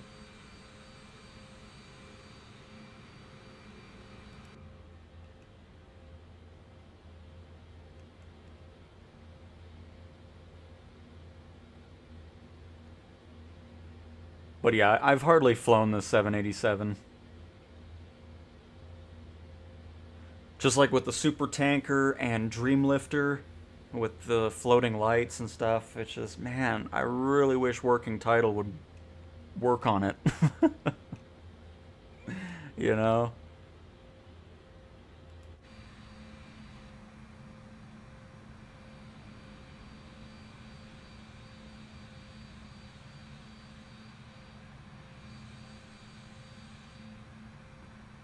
So, oh, we should be able to make this. I think it's fine.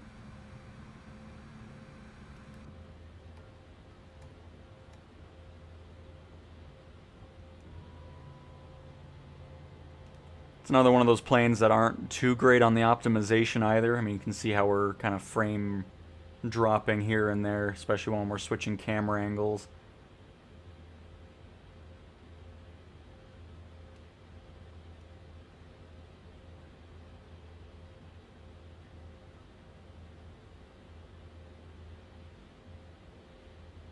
Just kind of want to loop around here. Get as much runway as possible, even though I'm pretty sure we'll be fine.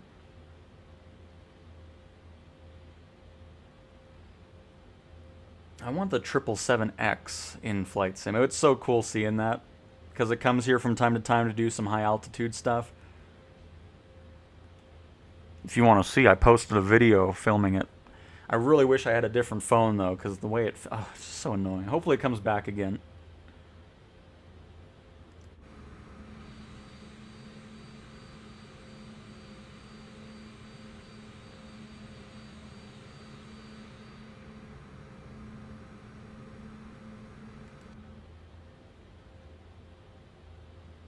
And then we are going to rev up the engines and hold the brakes. That way we have full power earlier on.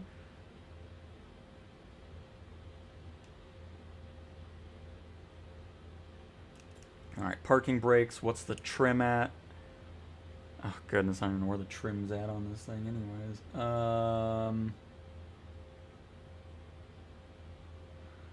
Oh boy, this is all foreign to me here.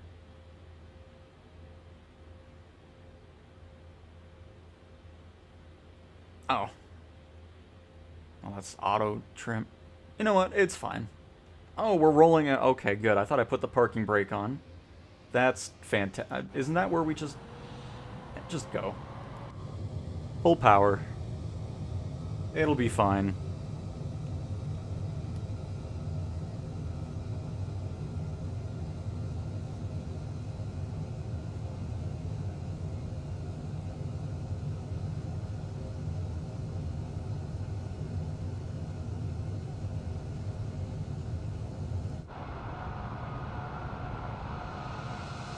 Oh, that's the other thing too. Once the wheels spin fast enough, the wheels disappeared. Just so many things wrong with the art side of things on the 787.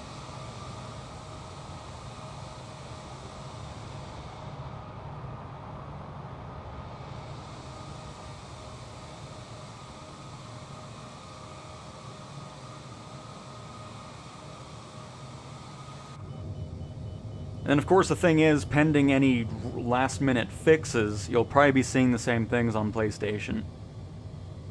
So just keep that in mind.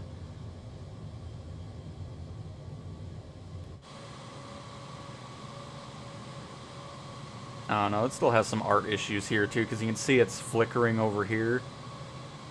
So yeah, I don't... Ooh.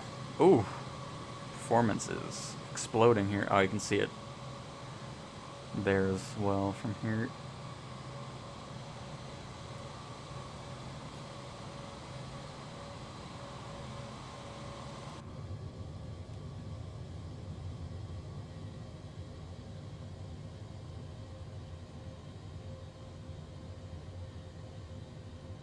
So just in case you've ever wondered why I don't fly the 787 much, I mean, other than that, I mean, it's fun to fly from the short time, because most of the time I fly it and then I look at the liveries breaking and then I don't like flying it anymore and then I leave. Alright, where's downtown Pittsburgh at? I think it's over to the right here.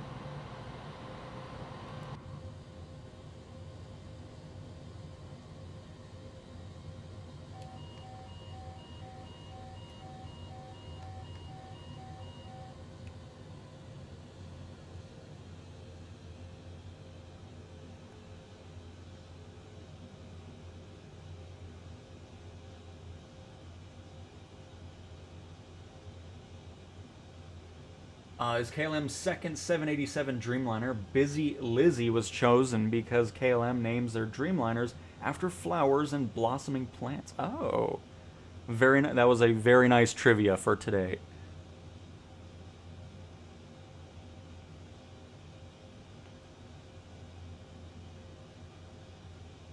Haven't flown the 787 in 2020 since I got the 777 from PMDG. No, I lied. I flew it the other day. Well, there we go. Very nice, Joe. Very nice.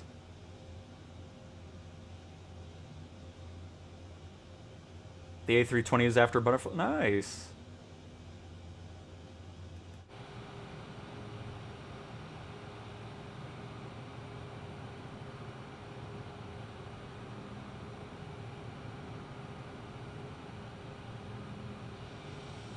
But yeah, it's just 787, C-17, the CJ4 are definitely the main ones that just are not great performance-wise. I mean, this isn't as crazy of one. Like, it's better than the C-17, for example, but still, it's just...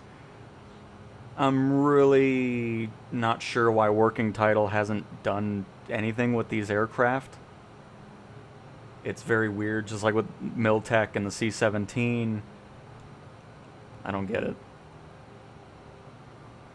Because I liked flying the 787 in 2020, but this one from Working Title just isn't very enjoyable to fly. Just for those art issues and random things. And I don't know what this auto stabilizer trim thing's doing, but I'm full down on the stick, and I'm barely... What in the world?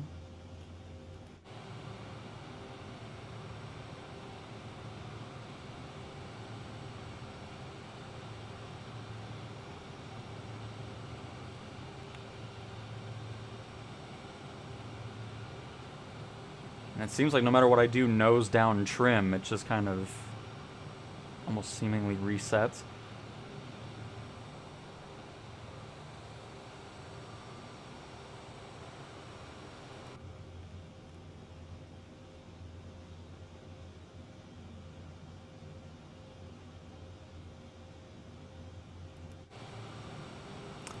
I'm good. I've had enough of the 787. I'm gonna go into a helicopter and we'll fly around Pittsburgh there. I just really hope to see a first update for those planes finally. It needs to happen. Oh, nope. Not on the ground shutdown, please. Let's fly something that's good.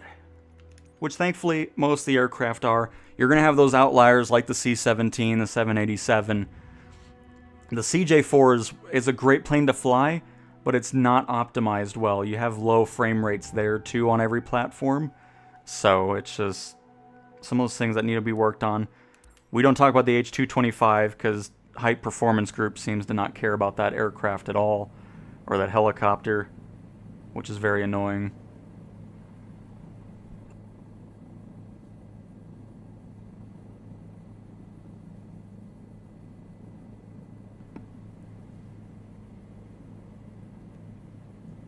But anyways, welcome to Pittsburgh in the Bell 407 helicopter.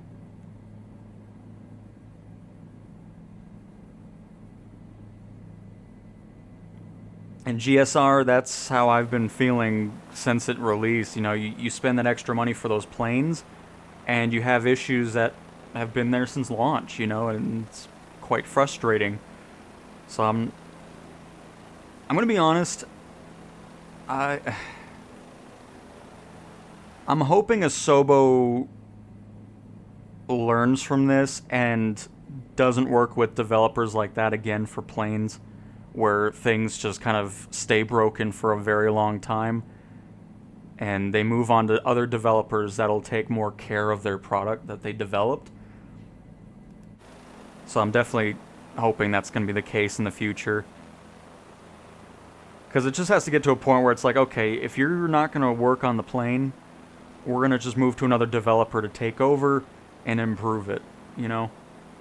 That's what I'm kind of hoping happens. Because, I mean, the H225 from Hype Performance Group has not had a single update in over a year. Not one. And it's just unbelievable.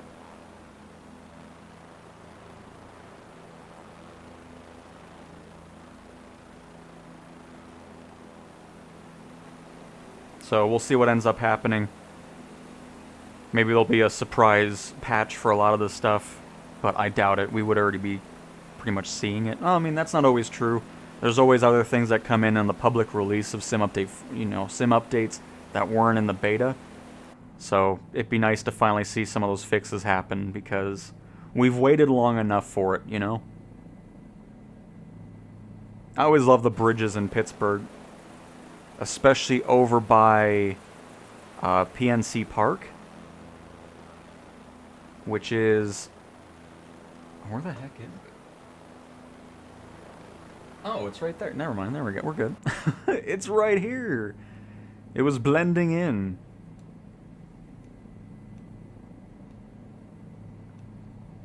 Yes, the Sky Courier. Love that plane.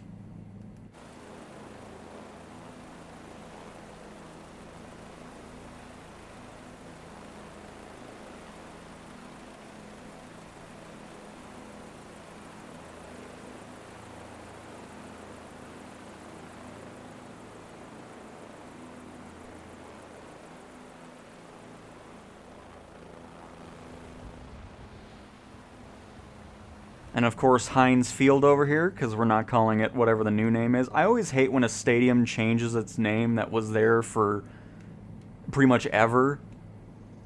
It's like, I'm not going to call it the new name. It's going to be Heinz Field. I don't care what insurance company gets the naming rights.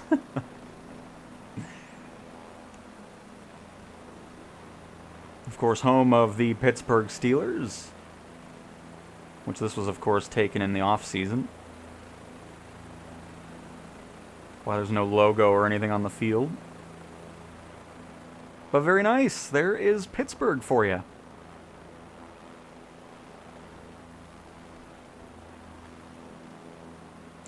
That's the main reason why I recommend going to the Premium Deluxe instead of the Aviator Edition is, like the Boeing 707 came out. There was not a lot of happy people with it. I mean, there's some outliers in there, of course. But again, most of, or all of those planes do not support the functionality of 2024 with, the EFB, walk-around, career, or anything like that. They are just 2020 aircraft in 24. They've said that there are going to be updates coming out here for a majority of them to get that functionality going. So down the road, it'll have all that stuff. But just right now, I don't know. It's just, I've never purchased it myself. Regarding that. Alright, next up is Madagascar, which I don't know if there's anything specific. I'll just pick a random place that looks cool from satellite imagery. Looks like here. And we'll pop into... let's do the Chinook, which outside of the long load time for the instrument panel, is a great part of Premium Deluxe, since we've seen the not-so-good of Premium Deluxe here. We may as well show some positives out of it. How do I keep passing it? Hello? Chinook? Is it... Are you... Really? Oh. Oh. What? Where's my Chinook at? Hello? When did that get removed in the beta?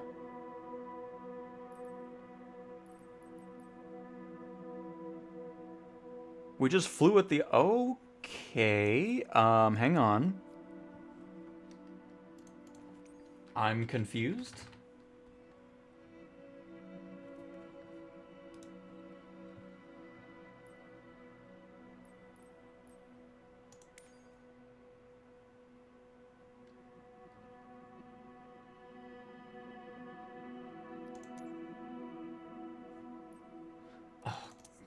gracious. Sorry, folks. I've never seen this happen before. What in the world? why is my Chinook gone?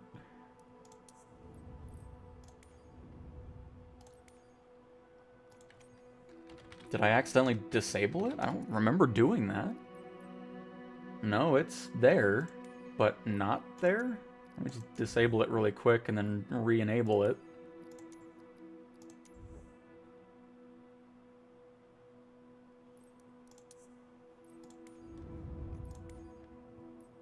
You want to see the Antonov? I can get the Antonov here. There. Okay, that was weird.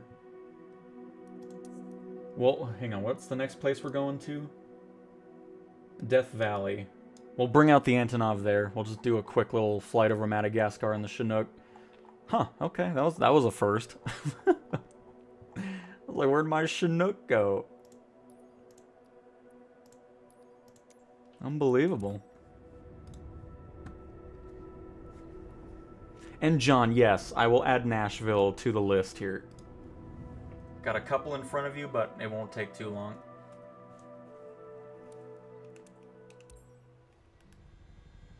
But yeah, this issue right here, even on PC, just an LOD issue that needs to get worked on. It takes about 10 to 15 seconds for it to load in. There it is. But the thing that sucks, though, is anytime you're outside for an extended amount of time... I still like the Chinook, though.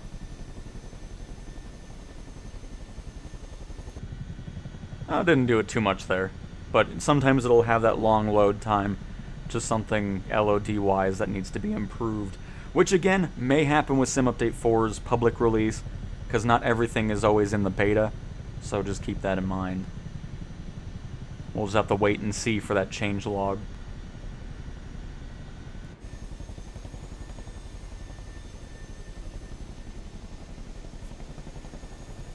But welcome to Madagascar, everybody.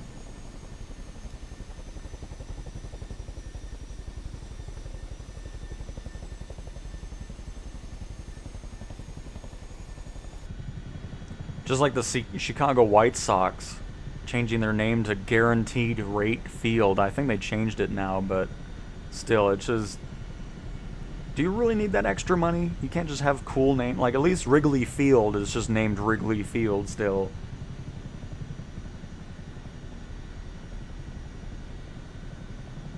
But I mean, some of these stadium names are just becoming so dumb.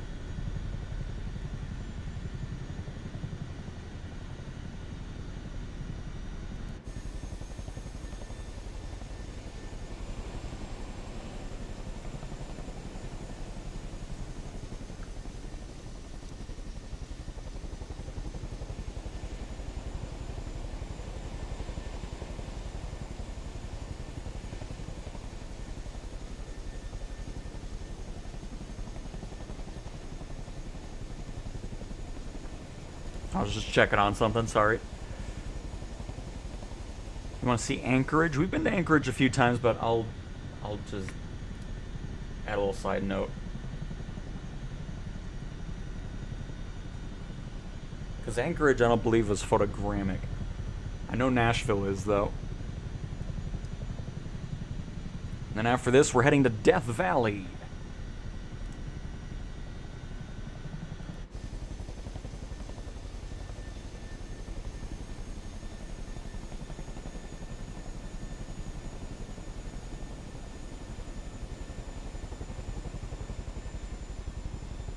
It looks very Madagascar-y out here. Oh, it looks... Oh, I love the blades. Oh, it looks so good.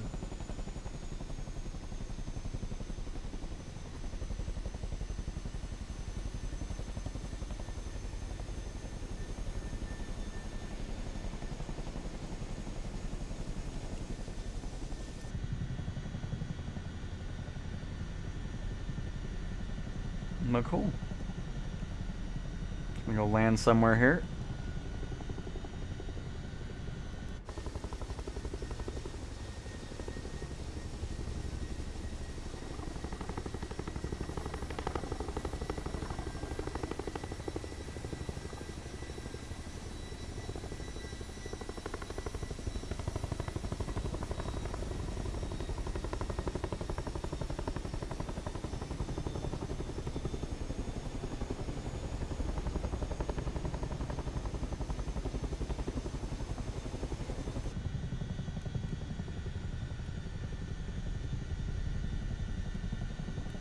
Oh, that's a tree. Let's not land next to that.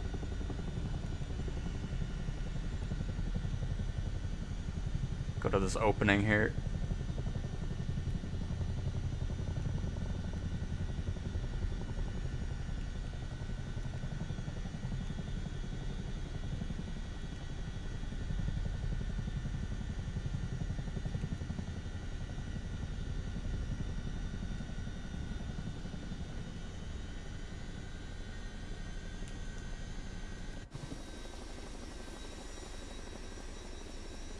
There we go. Hey Cowtown, it's me, Eddie. My internet is 450 and wired to my PS5. Oh, you are very golden, hearts. Very golden, Eddie. Alright, here, let me get the Antonov here. Oh, not quit to desktop.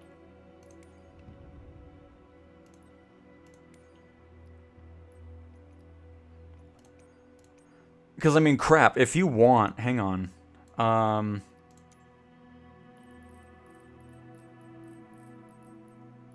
I can go through... Would you like me to go through some of the Aviator Edition planes? Because we can just enable all of these and kind of go through it. You can see it and then kind of gauge if you want to spend that extra money for it or not. And we crashed. Alright. Hi, trees. Because, yeah, we can do that. We can just go down the list of some... I'm not going to go through all of them, but we'll go through a majority of the Aviator Edition planes. You can see if you like them or not, or go from that.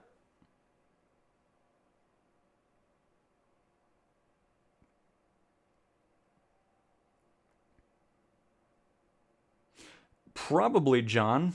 I'll probably be live then. I think Blackbird did a great job with the audio on the Chinook. Hey Cowtown, just wondering, I will be buying the standard game. Is there any way to get other planes and helicopters in the future? Yes, Lee. I'll actually showcase that to you here once we get back in here. Togs Hangar.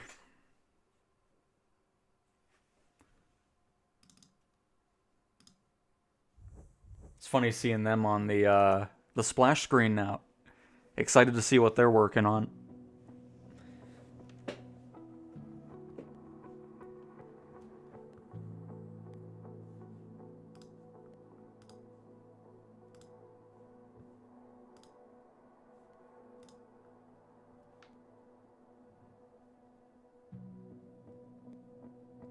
And by the way, if you're still on PC and Xbox, there's still a Black Friday sale going on, I think until the 3rd of December? Something like that.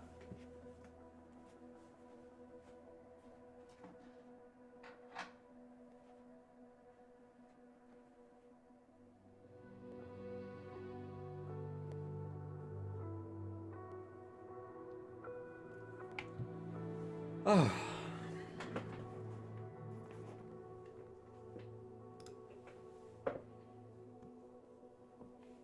Alright, let's try that again here. Oh, what in the world?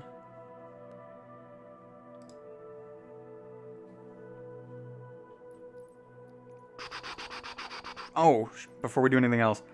So,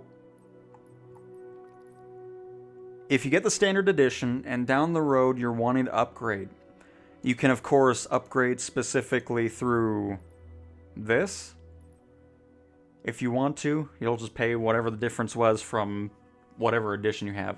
Or, if we go over to aircraft here, and... Okay. There we go. Oh. Why do I have to click all these like individually here?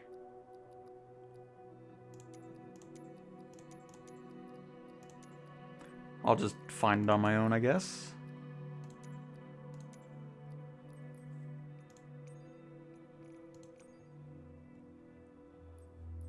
That's gonna be, hang on.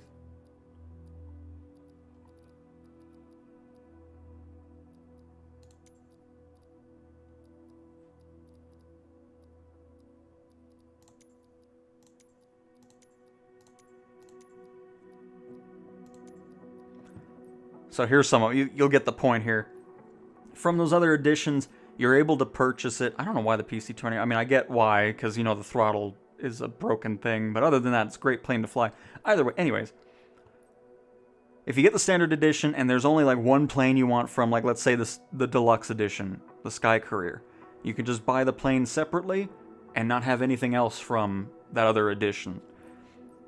So, that's how that'll work.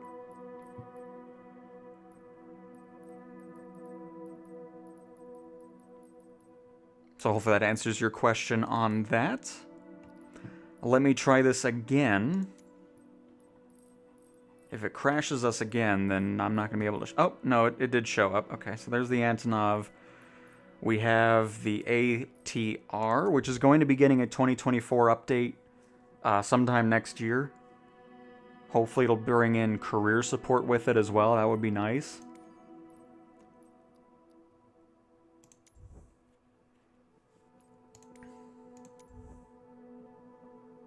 I remember when this came out, it was before I went to Alaska. I didn't have any issues flying it, but then I had comments like, how was he flying it? I don't know, I never had any issues with it. But then again, I haven't flown it since that video, so... The famous Boeing 707 that was... not very highly... rated.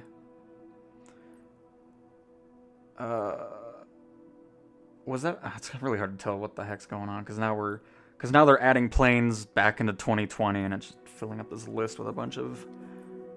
I know this one was. As was this one.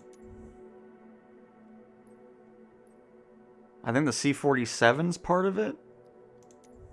The Aviator? I don't remember what's in the Aviator edition anymore. This one is... Is the Trimotor? Probably is. The Junkers.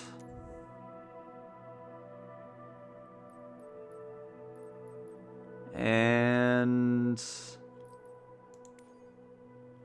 Here, hang on. Let me get my list here.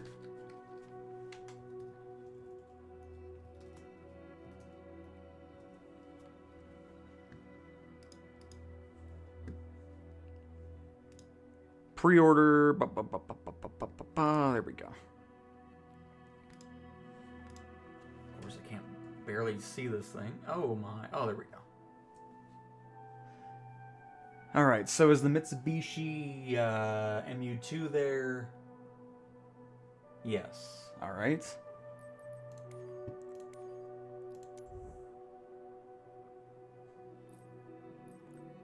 Those are third-party ones. The Saab, I'm pretty sure is one.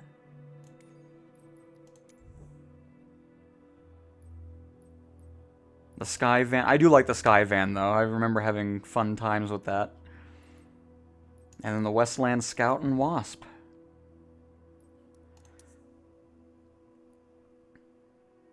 Okay. So what we'll do is we're going to go to Desert Valley, and since somebody wanted to see the Antonov...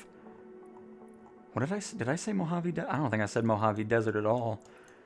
I think it's... where is it specifically?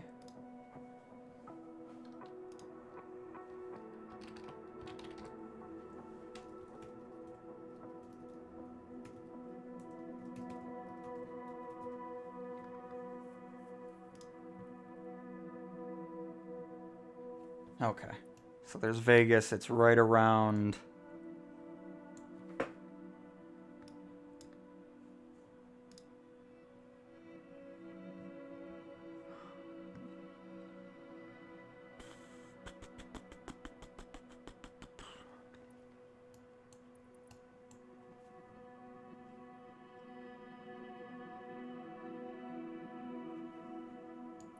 Is that Mojave Valley right here? I think it is. So it's basically just in this general area. Okay. Oh.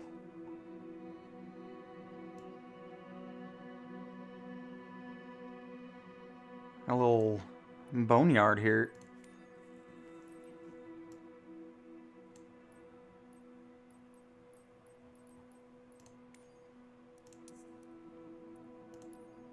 Should be a big enough runway for it. So I think I'm just to the left of Mojave Desert now.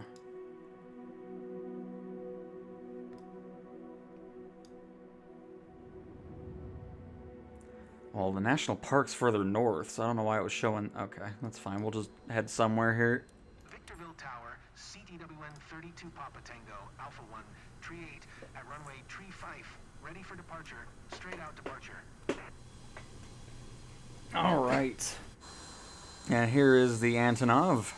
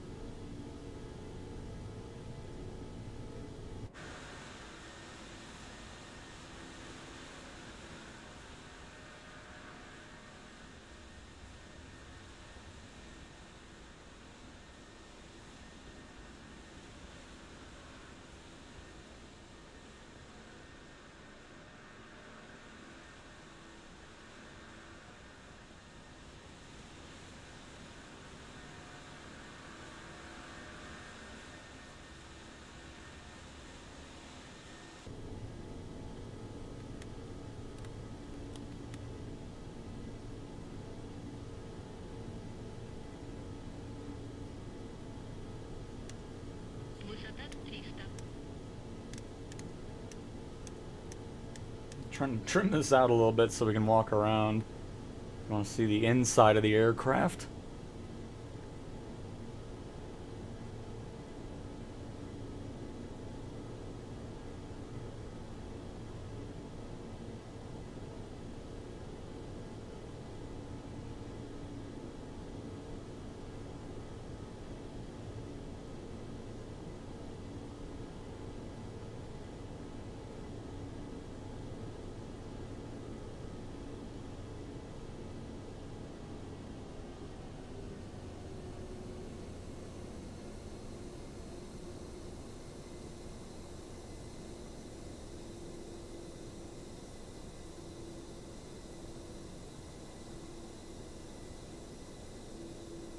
And here, I'm going to pick a better spot for the Mojave Desert because I didn't really pick a great one here.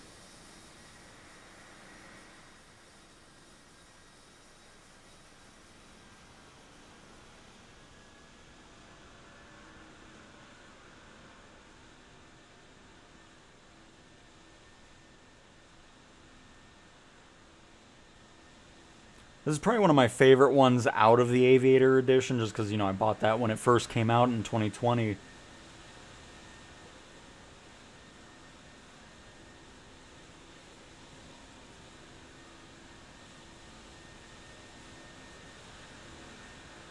Which hopefully this will actually get, you know, 2024 compatibility or anything like, you know, just, it'd be nice to have that. Being able to use this in career mode would be cool. Don't know why my voice is going out here. And of course you can load in cargo and stuff.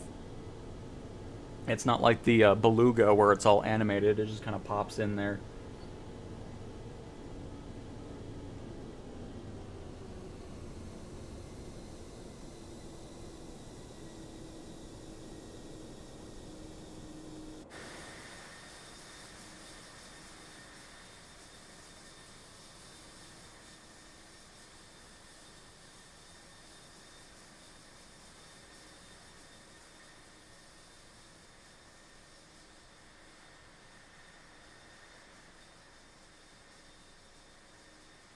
It looks so cool from the front angle, though.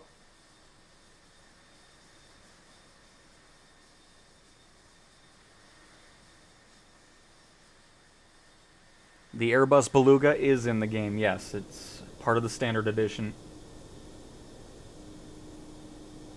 I would like tour video upload maybe tomorrow, A to Z full videos if possible. I don't know what that... I mean, there's like 5,000 items in the marketplace, from sceneries to airplanes to helicopters. It's just... Again, if you're waiting for the marketplace on PlayStation, it's not going to look the same way it does on PC and Xbox. It'll take some time for it to get to that point anyways. What you can expect on the marketplace is first-party stuff like city and world updates. I'm sure there might be some planes included with that right off the bat. But yeah, it's going to be a very limited marketplace day one on PlayStation, and it'll start catching up hopefully pretty soon throughout the next couple months.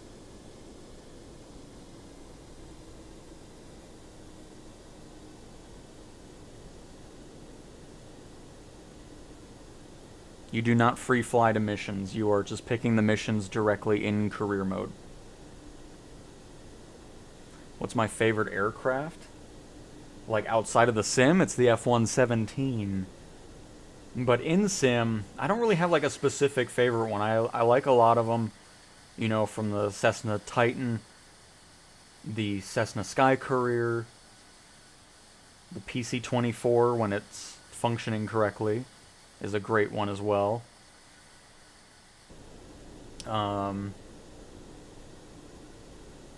And then third-party wise, the Azure Poly C-160 is excellent. Things from Tog's Hangar regarding helicopters is another great choice. But yeah. And welcome back, Tusi. Beast of an aircraft, absolutely.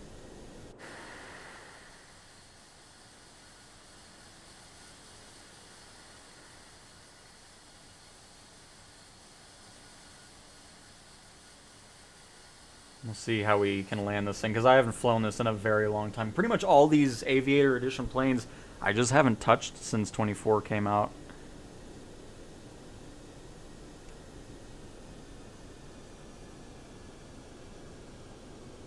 We're going to go over to this mountain here, and then turn back and land, because we got to get rid of some of this altitude we have.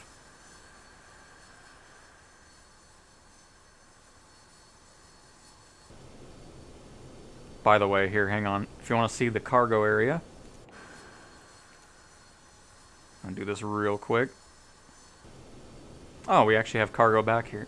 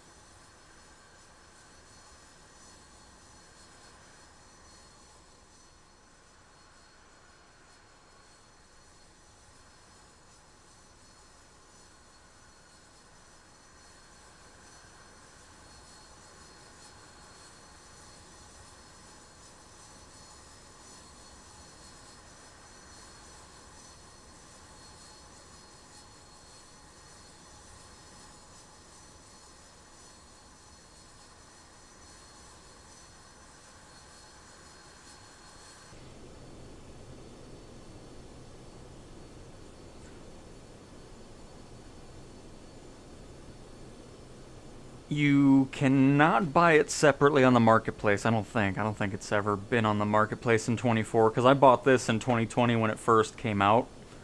But yeah, I think currently it's only part of the Aviator Edition, which once it because the reason it's doing that is they're not compatible. I mean, you can fly them in 24, but they just don't have all those features like I was talking about, which hopefully we're going to be getting some updates for these planes that do get that, and then you'll be able to purchase it from there. What got me into flight simulator games? I mean, just being in a military family, moving around, always being around Air Force bases, you know, got me into flying and aviation in general, and then just started flying in flight sims probably around 2005, 2006. And do you know which button put world map on Xbox version? Are you talking... Oh, that's not the button I wanted. Oh, crap. You talking about the EFB?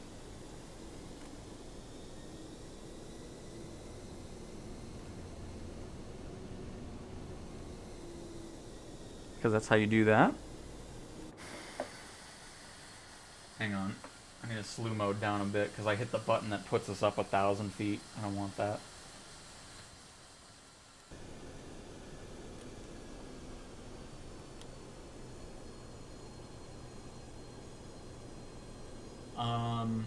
What in the world is my speed indicator in this thing? Holy crap. I don't even know. I don't know what I'm looking at, so we're just gonna wing it here.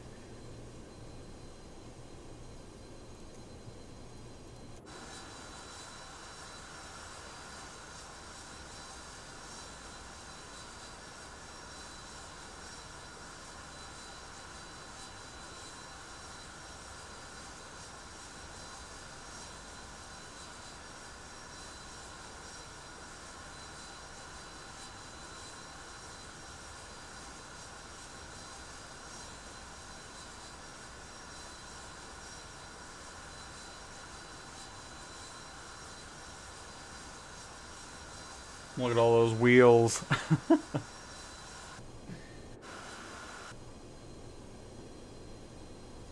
Well, I'm full idle here, so we're gonna just go for more flaps, I suppose.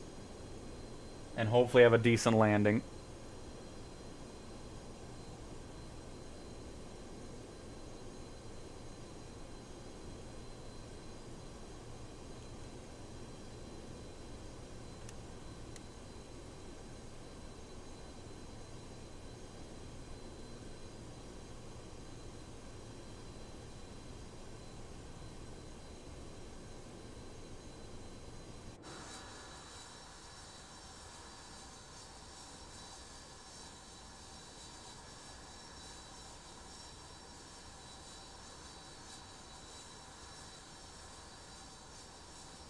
It's just amazing how giant those flaps are.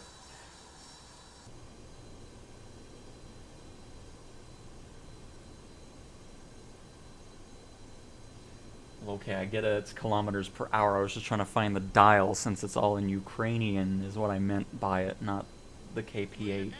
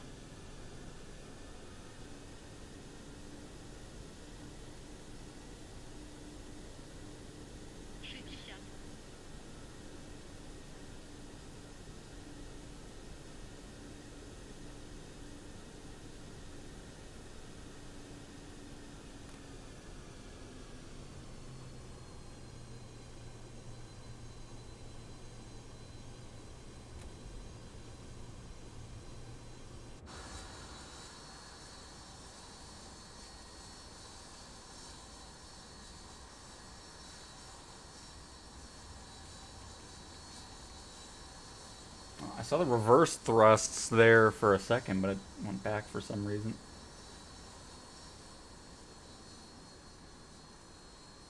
And there you go. The Antonov. Which again is part of the Aviator Edition if you ended up choosing it. That'll be included for you.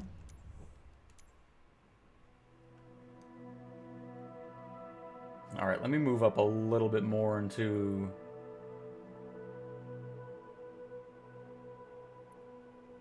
Well, there we go. Oh, okay, this is more where we need to be here. Perfect.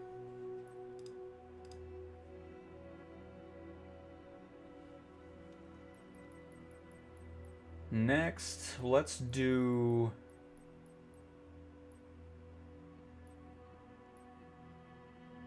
I kind of want to go in the Stratoliner.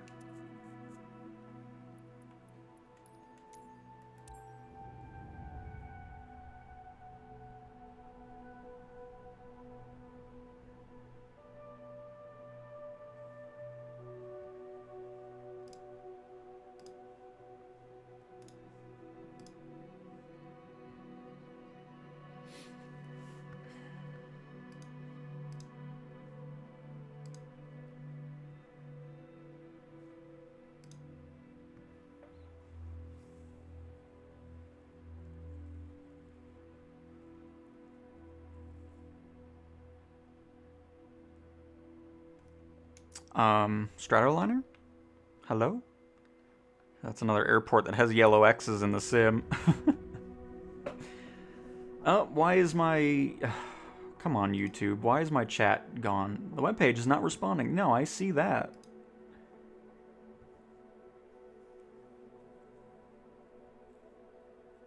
Did my internet die? What's happening here?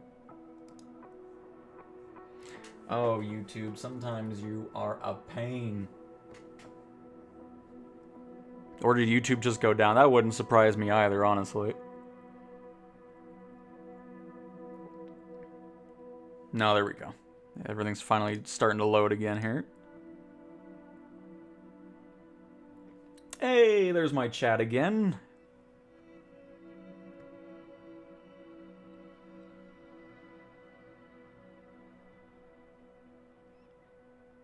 Hey, OG Adam, hello. Or just Adam, I don't know even why I said OG.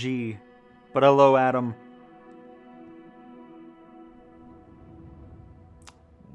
Okay, we're here. I don't know what it was doing, but...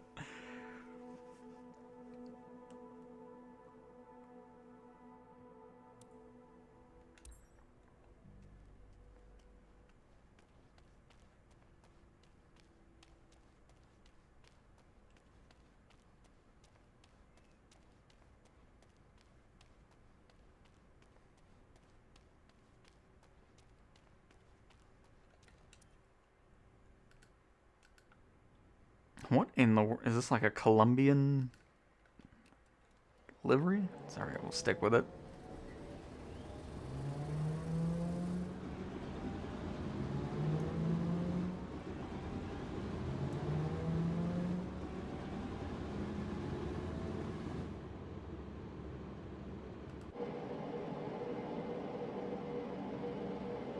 Take a look around here.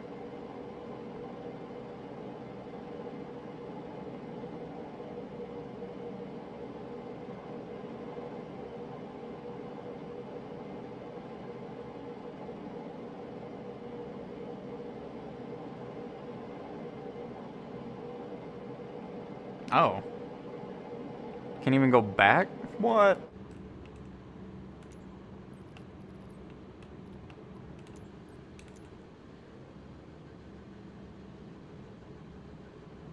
It's just so weird to me. Developers take the time to put in the stuff on here, even though it's a very low quality map, I guess is what it's supposed to be. Yeah. But yeah, you take the time to do the interiors and then don't let walk around be a thing.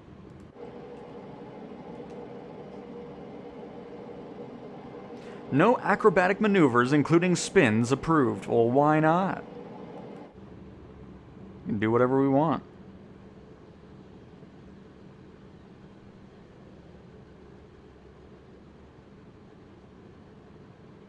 Got a little sky wagon over there. Or Skymaster? I always forget that Cessna, but it's a cool one.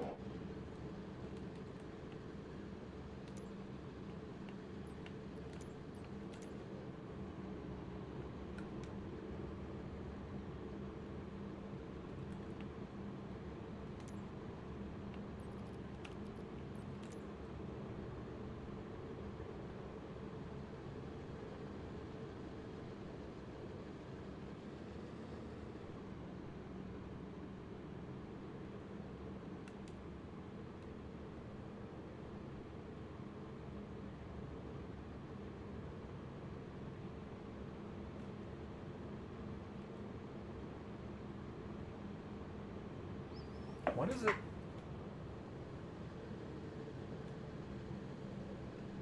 It sounds exactly the same no matter where you are.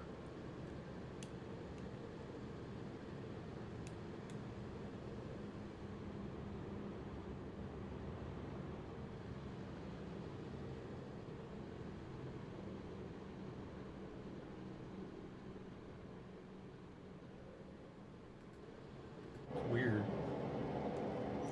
But anyways, I had to turn up the audio there. I was like, why does it sound weird?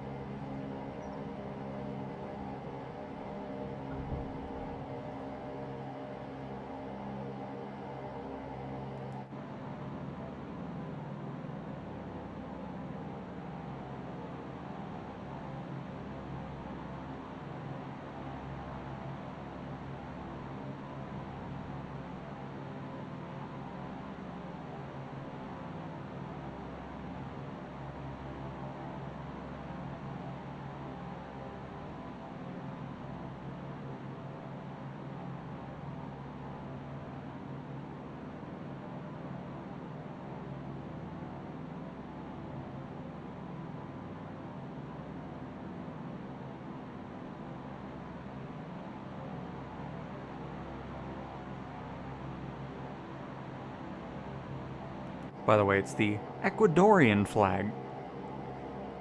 Just saw the Ecuadorianas thingy over there on the side.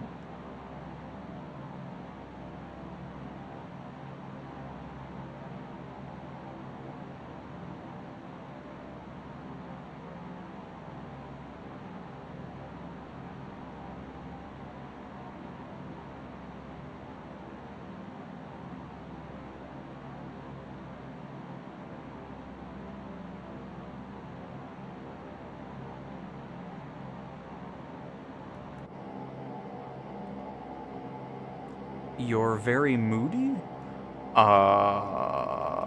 In regard... Who? What? What's happening?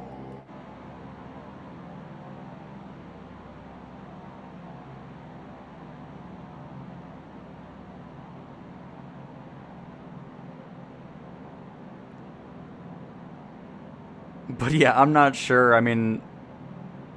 It's a cool thing. It would be cooler if it was a better texture on that.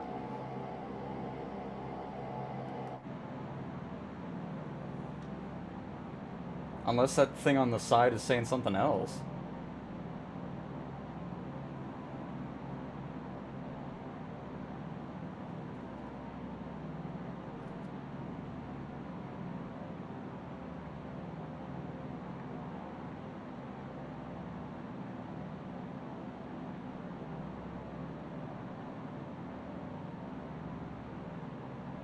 Yep, that is the flag of Ecuador.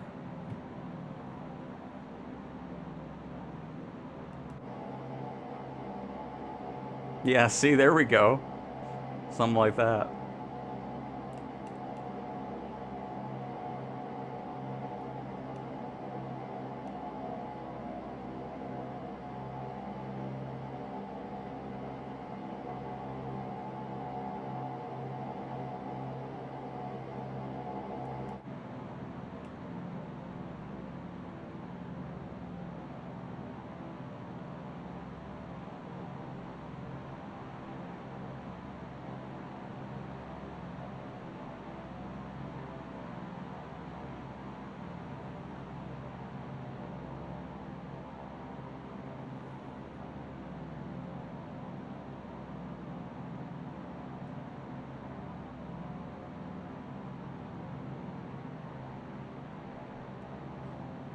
Oh, crap. Here, hang on.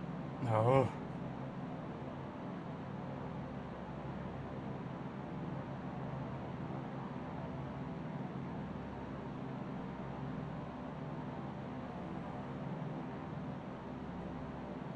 I need to look for something real quick here. Hang on, folks.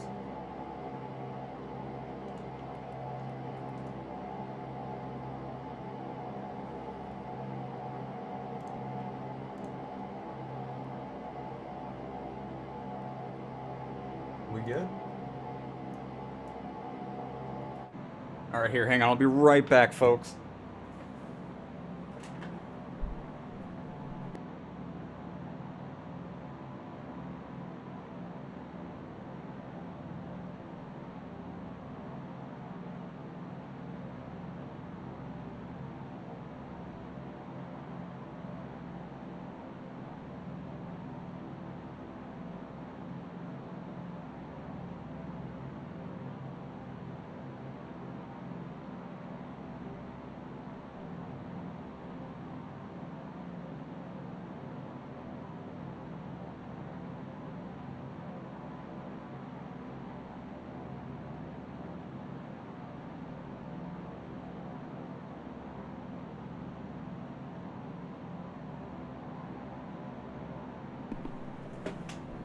Of course, a package was not...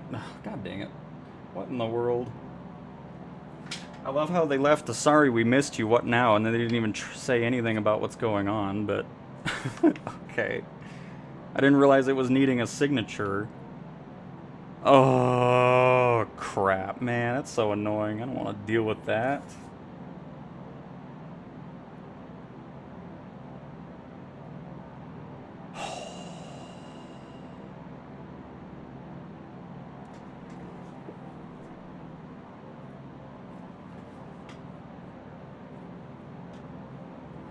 Lovely.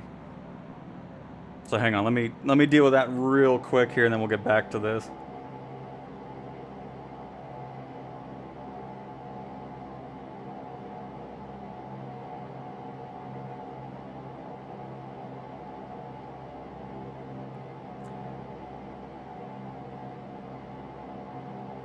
So what is this? Like, what am I supposed to do here? Wait, what in the world? Oh, this is so annoying now. Oh. Great. Anyways. Unbelievable. Just great. It's gonna bug me now. But we'll bring this airplane back to the airport here. Hey Brian, hello, hello. Where is here? This is Mojave Desert. Where's this airport we took off from? It's to our left, apparently. Oh yeah, there it is. I see it now.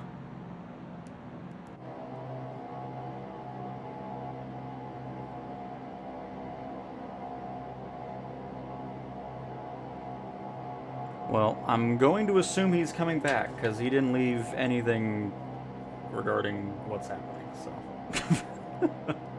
That's helpful. Sorry, we missed you. What now? None of the boxes are checked. So I'm going to assume he'll just come back tomorrow. Or probably not. It's Thanksgiving tomorrow. Oh, fantastic. Oh, goodness gracious. I didn't even hear a doorbell.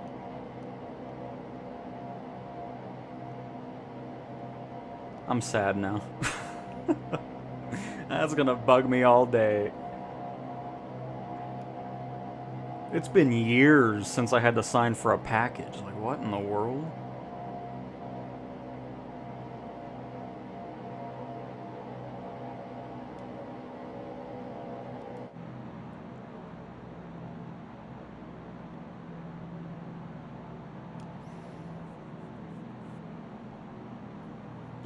This is the Boeing 307 Stratoliner.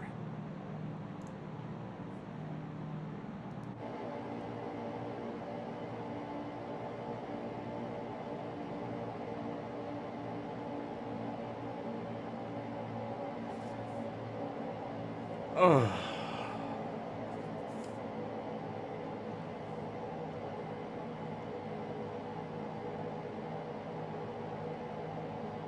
Such a pain.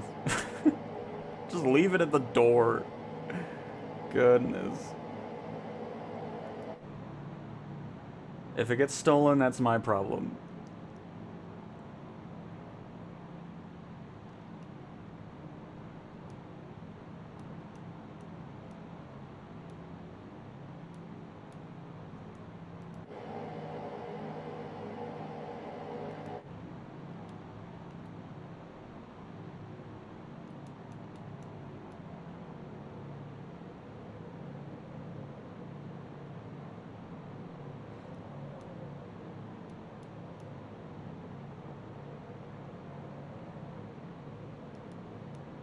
Oh, really? I mean, it's all good. I'll be around the next time. I'll make sure I have everything turned on.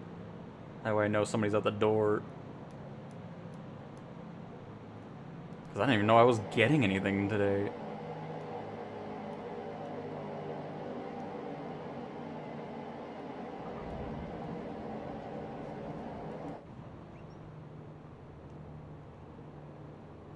But anyways, there's the Stratoliner and a little bit of the Mojave Desert.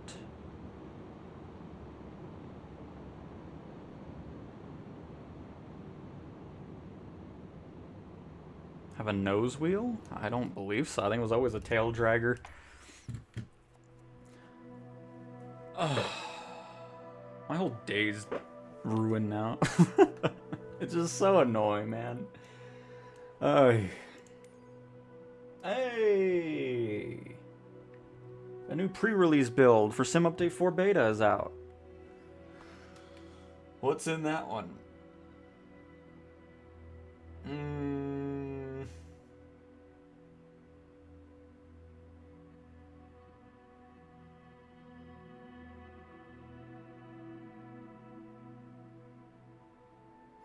Nothing too crazy. Crap. Let's do... I'm all distracted now. Oh, we're heading to this airport in... wherever. Let me find where this is.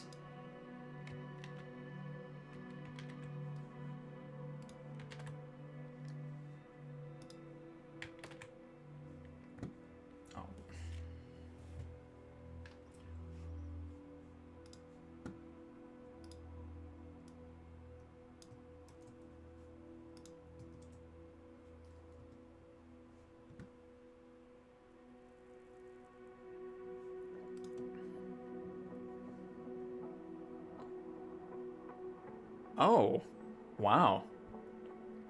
Okay. Is this the one on the,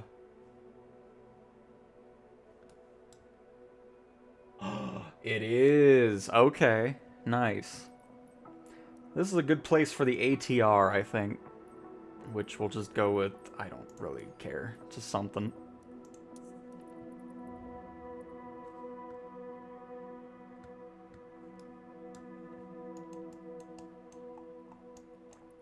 And there it is. It's also a handcrafted airport, which is pretty cool.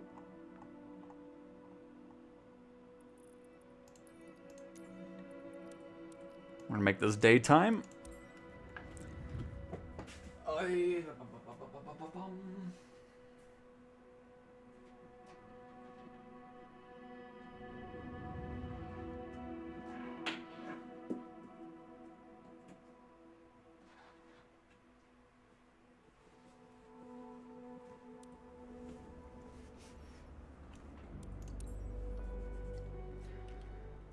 Alright, and here's the ATR, which again is going to be getting a pretty hefty upgrade to 2024 compatibility next year, which is awesome.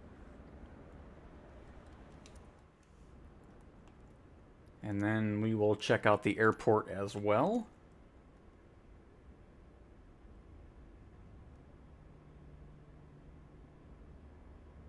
We'll check the terminal first, and then we'll check the unique part of this airport here.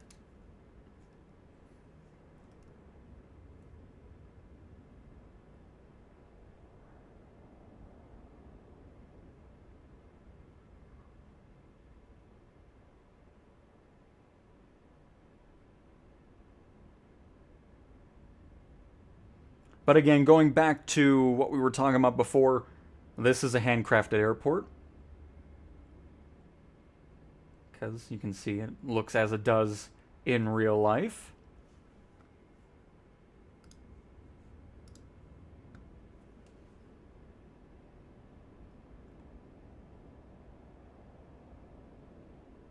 It's enough to make you want to move.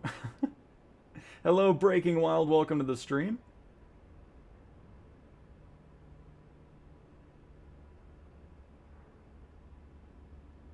I was about to say, that looks like Ronaldo. Alright, now if we move over here.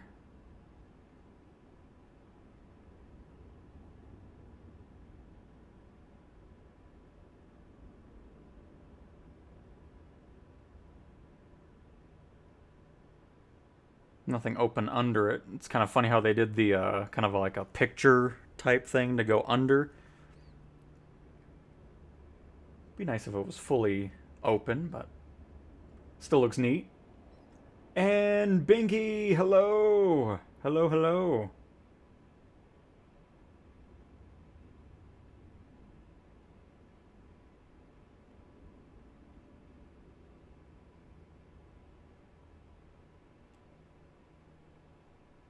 But very cool. Alright, and while this boots up, I want to get this stupid package crap situated here, so we'll just boot this on up.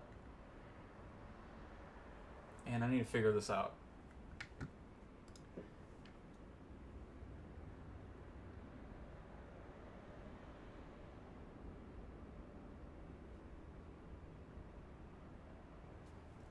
Does this not do quick start? Oh, fine, I'll use the tablet in here.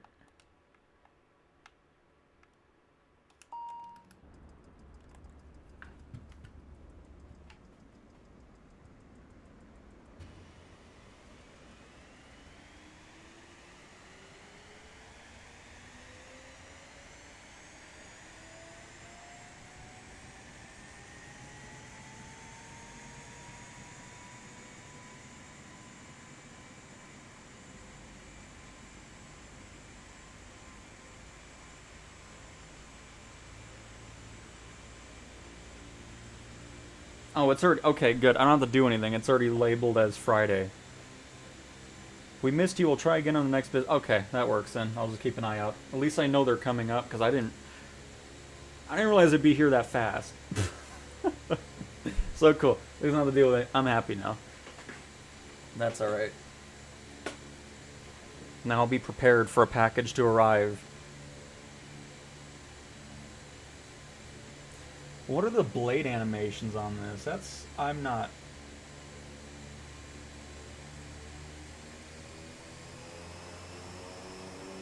I thought they fixed that a long time ago. Is it just this that looks terrible.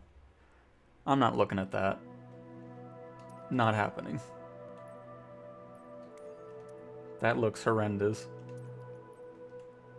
Because you would not be seeing the blades like that.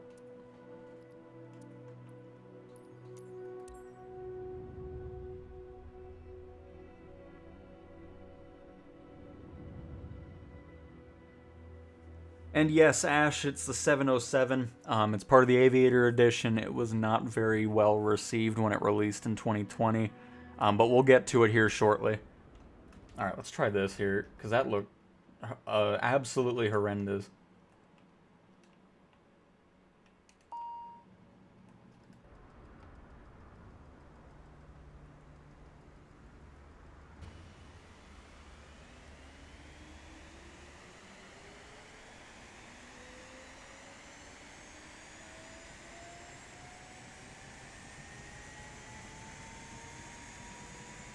There we go.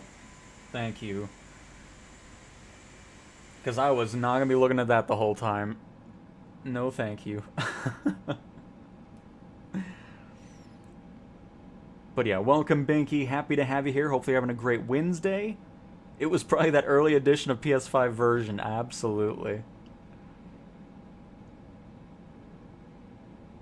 It is a cool airport for sure. It looks great in the sim too.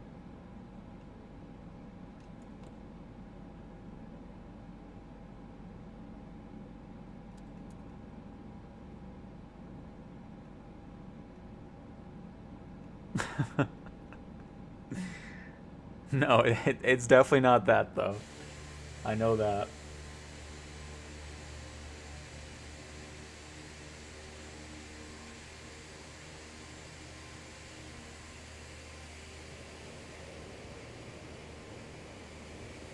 We're really looking forward to this getting a 24 update, though. Please put it in career mode. Be nice to have cargo and passenger transport and stuff with it.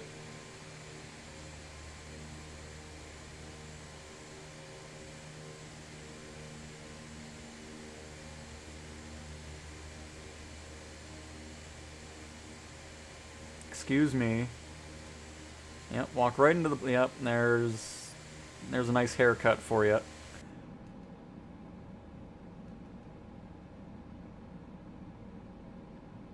So, we got a windsock anywhere around here? Yeah, there's nothing. It's just sad sitting there. FMJ secretly works for UPS in Colorado, see? It's unbelievable. Should have never said anything. FMJ wouldn't know.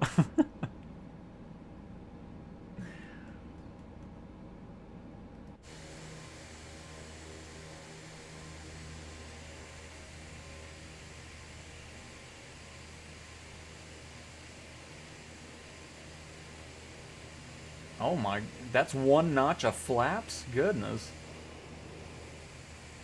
That's crazy. What is that?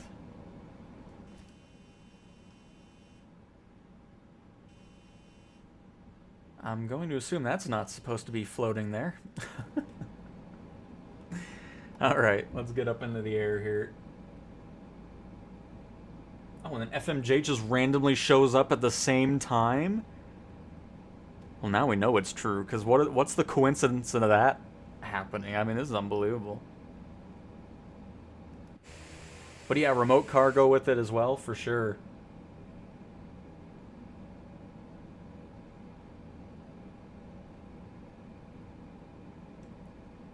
We'll have to get into this new beta build here after we do this flight. It wasn't anything too crazy in the changelog, though.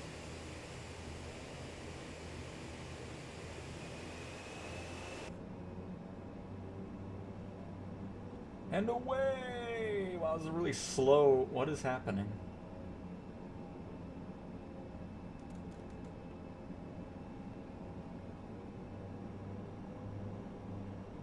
Why is the power level at ramp?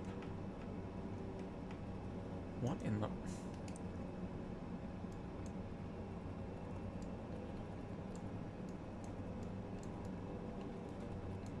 What is this?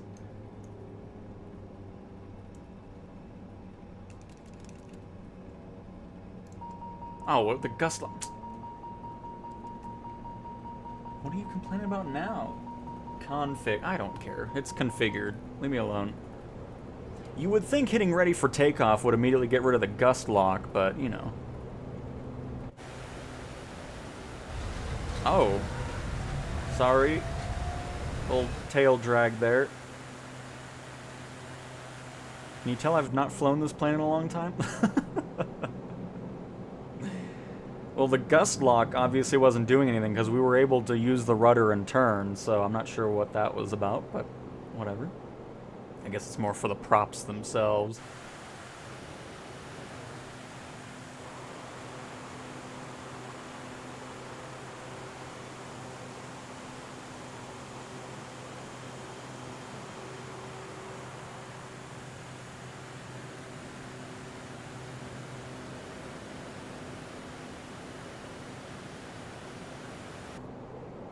I have the water turned to low, just in case you're wondering why the water looks like that. Change it next time.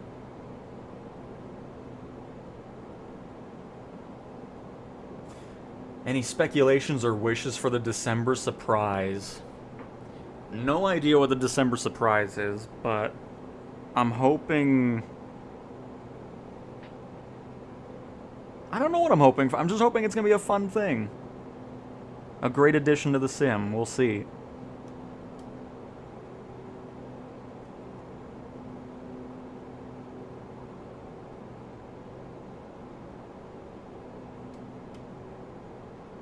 Unbelievable, FMJ. Just unbelievable.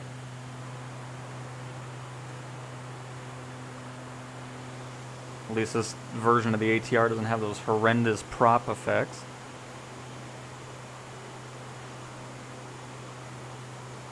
I remember when I did a video over the ATR in 2020, somebody was like, oh, that's how it looks like in real life. No, it does not. Don't be coming in here with those comments. It's just like, that does not look like how it looks like in real life. Get out of here.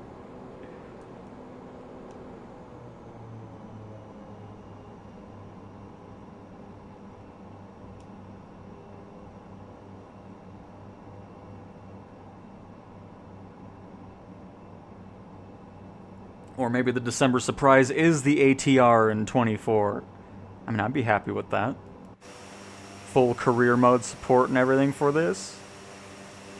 Walk around, the EFB. Even though it would be pretty much tied to this already, because this already had its own thing. Because this was part of the Expert series, wasn't it? The one and only so far. We're getting our second one with the Embraer Praetor 500. Or whatever the thing's called.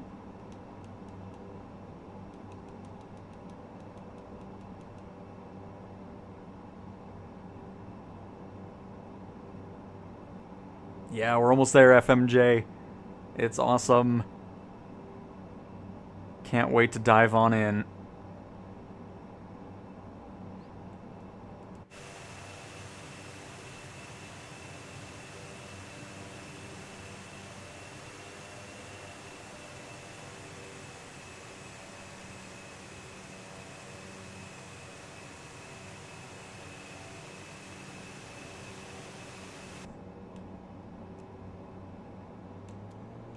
No, not reverse. Thank you.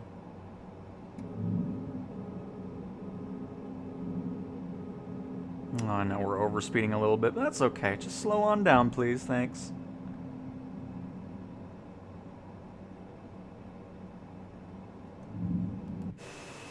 Oh. Didn't realize I hit the button already.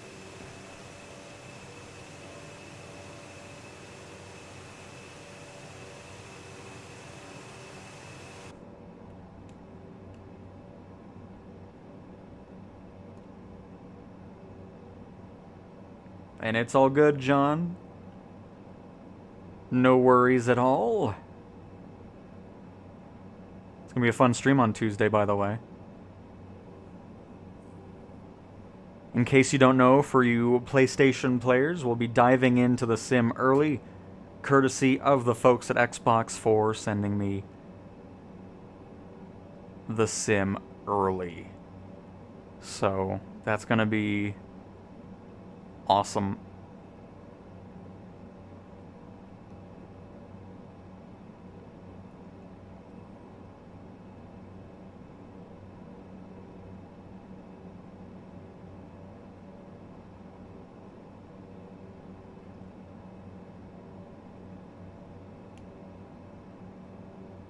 And exactly, Binky. Yep, really looking forward to the new update that's coming out for it, because there's a pretty hefty one. Oh, Ryanair taking off.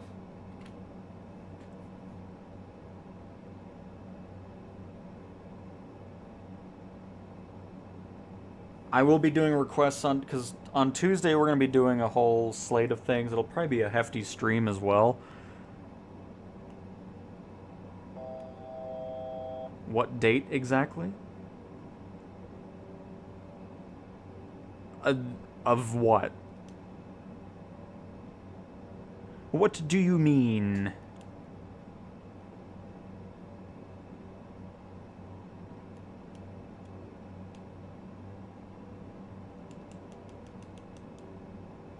We're way too high here. I'm gonna dive it in a bit. Sink rate 500.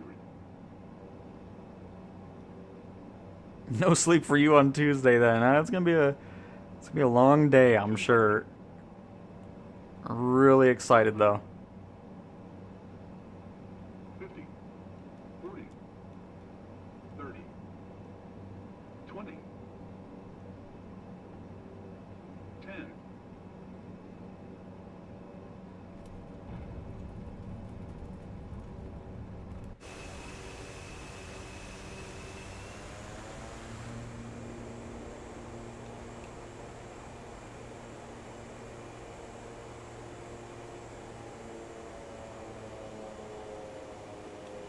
But cool. There's the ATR and that location. It's a really cool airport though. It looks great in the sim. What's next on the list? Oh, it's Nashville.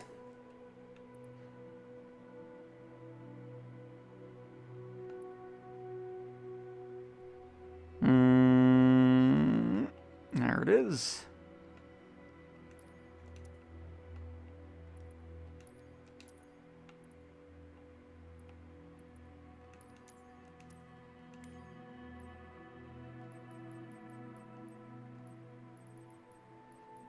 And let's pop in the Bell 47 helicopter for that.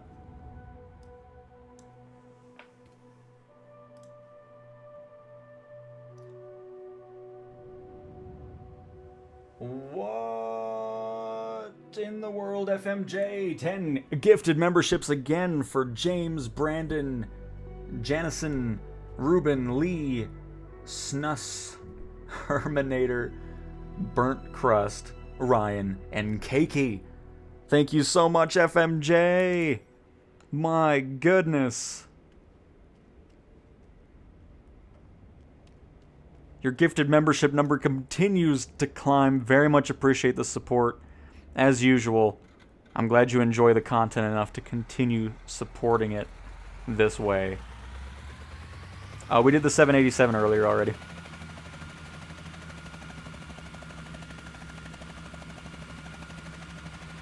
And yeah, Breaking Wild, absolutely. But again, thank you very much, FMJ. That is awesome. And for PlayStation users, if you get the Deluxe or Premium Deluxe, you can play on December 3rd. If you're getting Standard, it releases on December 8th.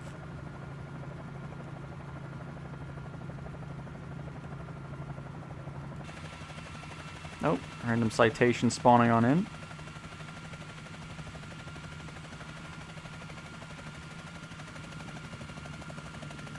Why did I pick this livery for it? Goodness.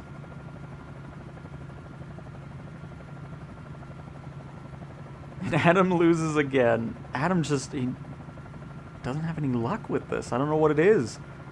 It's once every decade you get the gifted membership. I tried, Adam.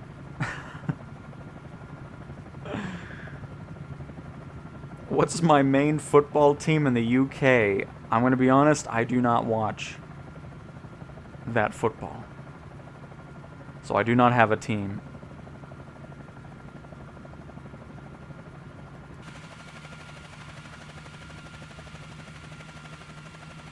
I do like the sound of it now. It sounds really good. I like the view out of the cockpit too, because it looks like there's nothing there. Just this huge glass dome. It's actually really nice for sightseeing.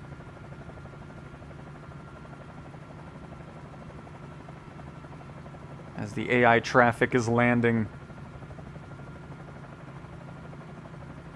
And Sean, hi Cowtown, I'm on the flight 1455 WS2936, flight out of Ottawa to Toronto on Tuesday. Maybe you can fly alongside and I'll wave out the window to all your subscribers. Is that how it works? Yes, here, actually that's a good thing to test out. Hold on, I'm going to pause this real quick. For PS5 early stream, look for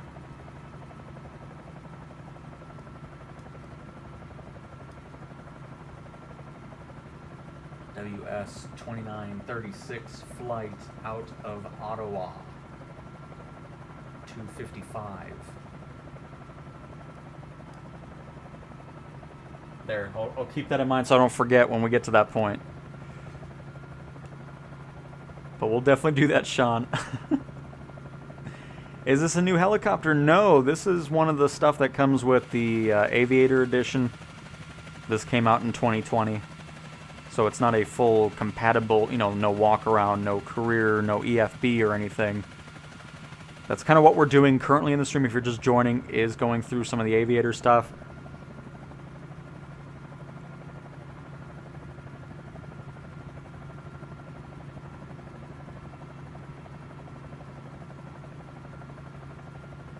You're a West Ham supporter now. We've adopted you. Oh, well, there we go. See? There's my answer now. My favorite team ever. I've been supporting them for about 20 seconds. Big time supporter.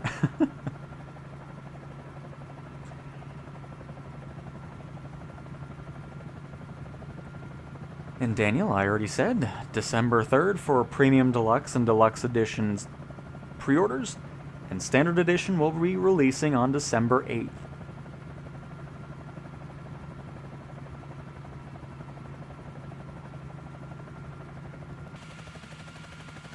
Some great photogrammic imagery in Nashville as well. It looks nice.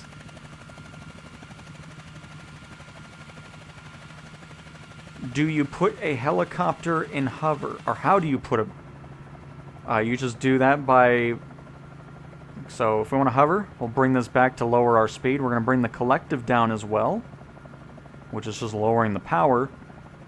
And then we kind of just balance those two out. Now that we're going down, we'll add a bit of power to counteract our descent. And there you go. In a hover.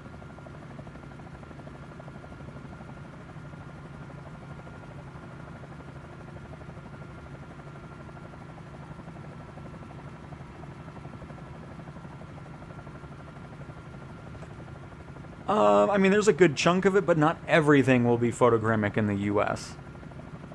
At least, not yet. December surprise, 100% photogrammic imagery everywhere, even if the countries don't allow it. We just flew a plane in there anyways. Oh, man. Alright, let's get over to Nashville here.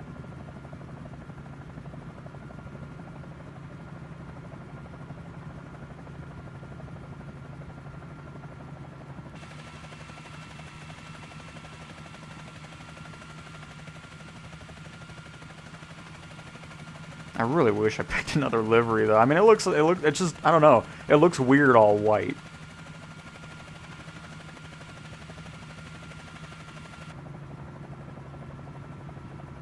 I gotta be honest, I think this might be a helicopter I keep on my list. Because this is very well optimized.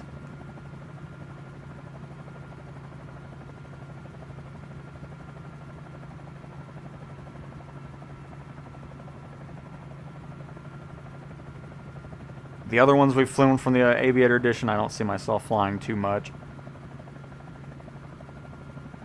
so far.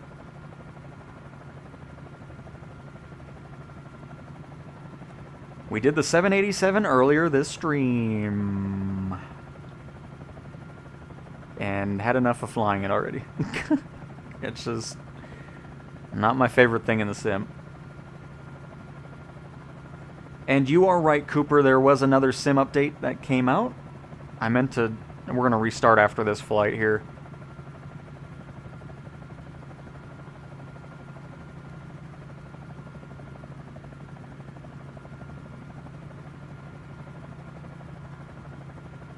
I know absolutely nothing about Nashville.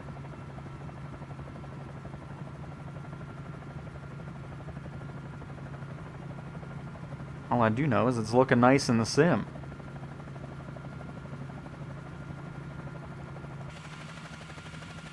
Oh, it's where the Titans play.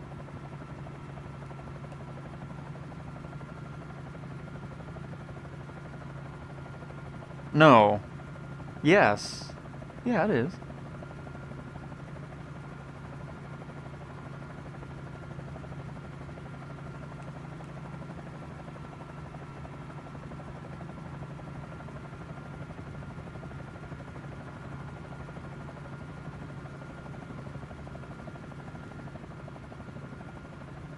I mean, just look. I mean, it's just... I forgot how nice this helicopter is, actually.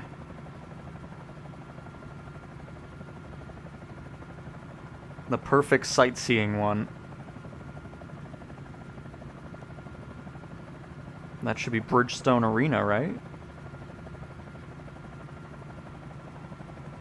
I think.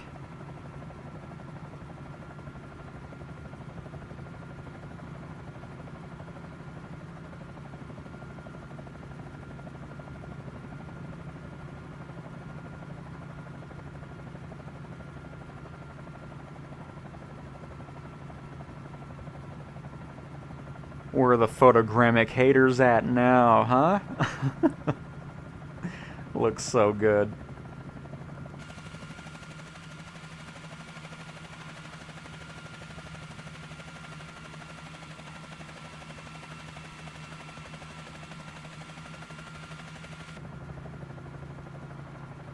Well, very nice. So there's Nashville.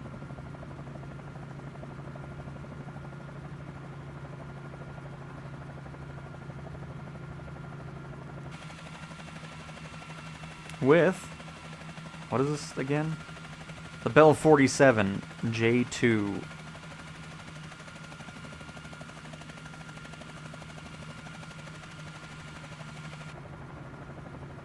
And what appears to be a factory of some sort. Cool. That helicopter is definitely staying on my list. That's a great one. But here, hang on. Let's go ahead and get this update really quick. And see, because heavy and super heavy wasn't in the changelog. What would you like to do first? Close you out. That's what I'd like to do first. Why are you even open? Go away. I've never once used Copilot. Oh, this isn't even a gig. Okay, you can go faster than this. What is going on here? Are you okay?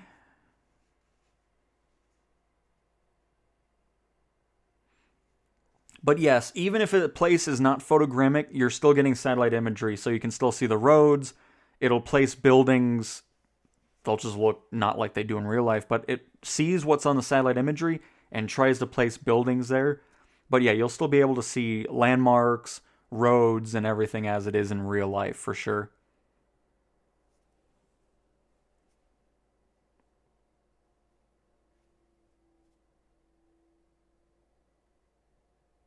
Come on, just be a nice surprise. Just didn't even put in the changelog. Heavy and super heavy cargo missions are unlocked.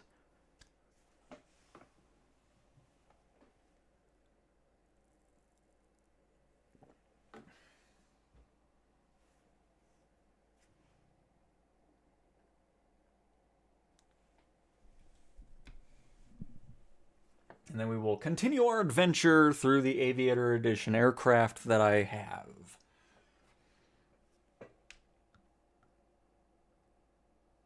And, oh, what in the world? Wait, where did all these come? What is happening? How did I miss all this? Nice, sweet. That's what I meant to ask. How do you do? Okay, gotcha. I'm glad that helped out, though. I want you to do a lap of Shinfield Studios on Tuesday with a banner plane saying Binky is best. Unfortunately, that is completely impossible. So, it's just not going to happen. They call that the Batman. Oh, the one with the glass on the top. I mean, it looked really cool. Like there's a nice little skyline there in Nashville. I mean, Omar. I mean, that would be a great surprise. I'd be happy with that if that was the surprise for sure.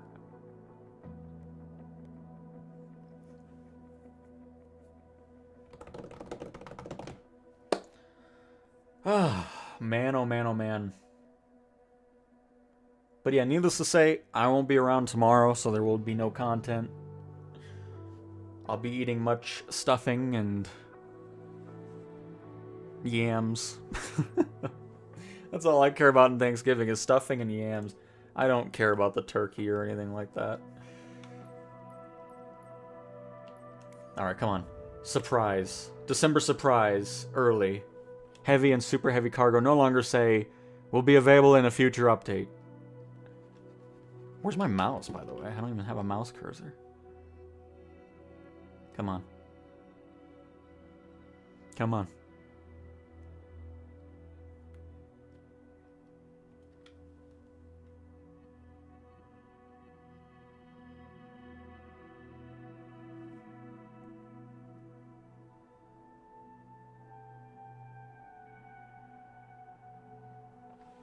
December surprise is career mode is never accessible again.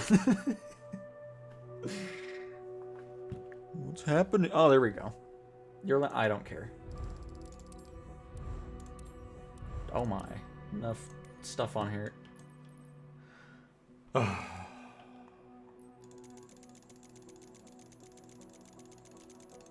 Maybe if I click it enough, it'll just work. Oh well.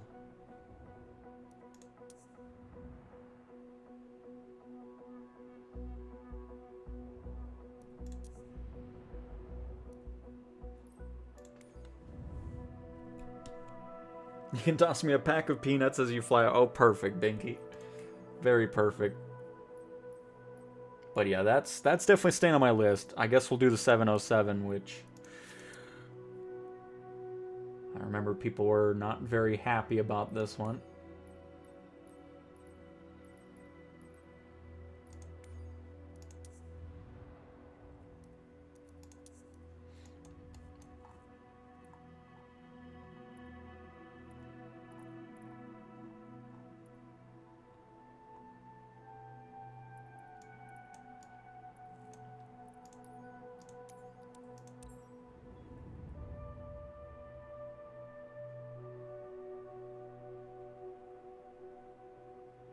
Nope, not yet. And thank you, FMJ. I appreciate it.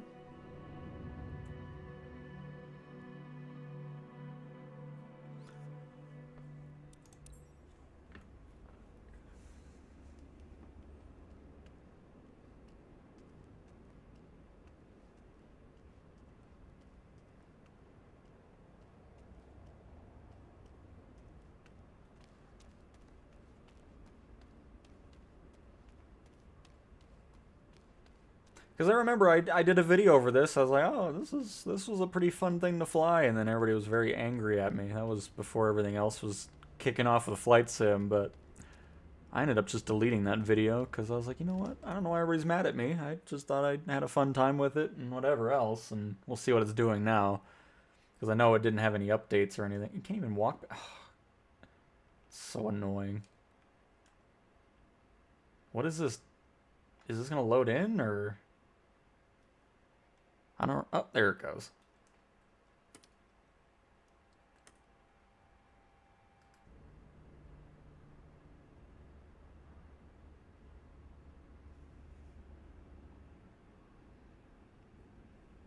I think when I made that video, people were like, "Oh, you must have been paid by Asobo to say good things about it." I was just, you know, because I'm not the one that's too picky about airliners, so I wasn't too. I don't know. We'll see if I still feel like it's, you know.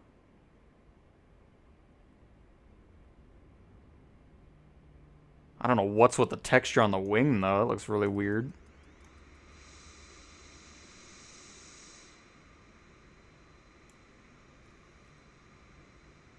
Hey, Nate. Hello, hello. All right, John, thanks for stopping by again, and you are very welcome.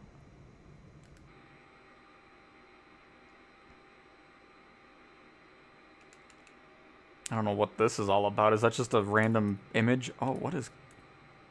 Oh, it goes through like its own animation on startup? That's annoying. I don't like that at all.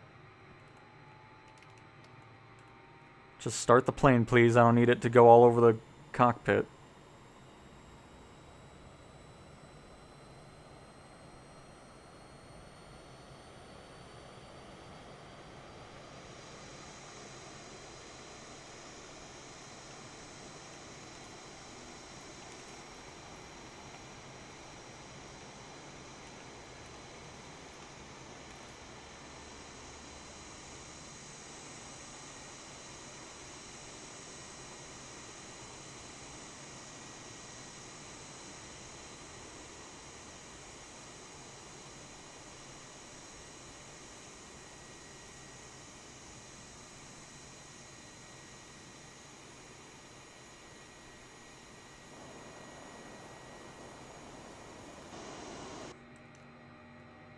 Should be good to go.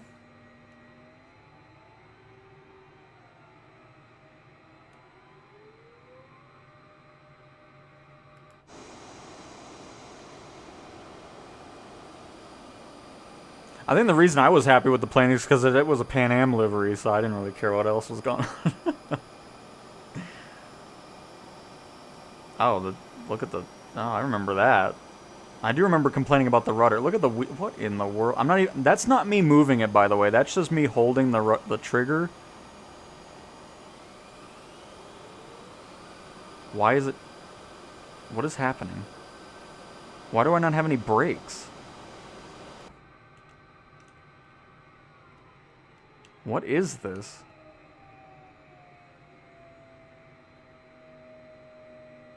Okay. Because I see it animating the pedals down here for... What? Quit moving my camera. What is happening right now? I don't know what's going on, but now we're in the grass, which is great.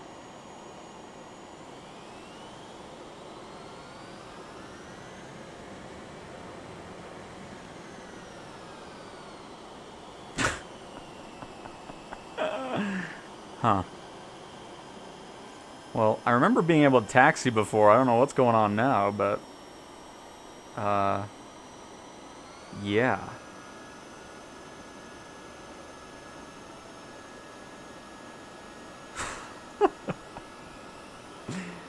I like how it just randomly powers up. I'm not hitting any other buttons, and the engines are just like, oh, you want to go... Yep. We good now? Goodness.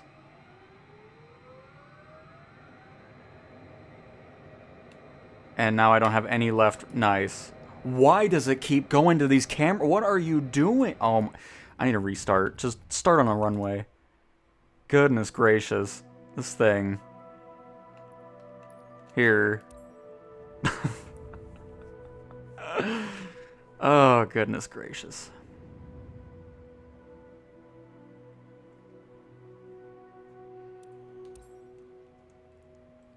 Anchorage Tower, CTWN 32 Papa Tango Alpha 1 Tree 8. Ready for departing straight out at runway 25 left. Yeah, see, now it's normal. Now the rudders are doing what they need to do.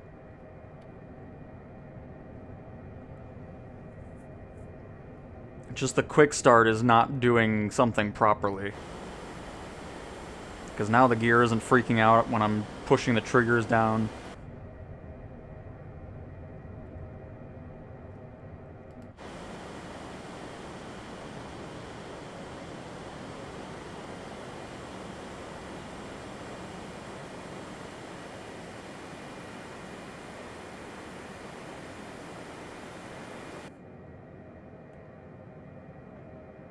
Because I was wondering why it was doing the stupid camera angles and crap, like it was still starting up the plane for some reason.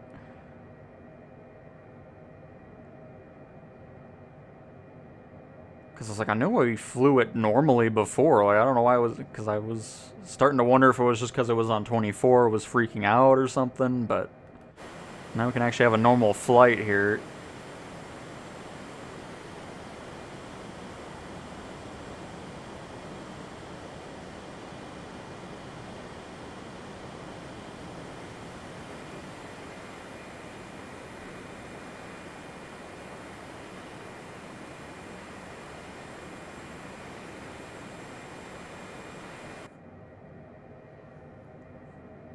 Didn't know Pan Am also did bush flight. Yeah, see?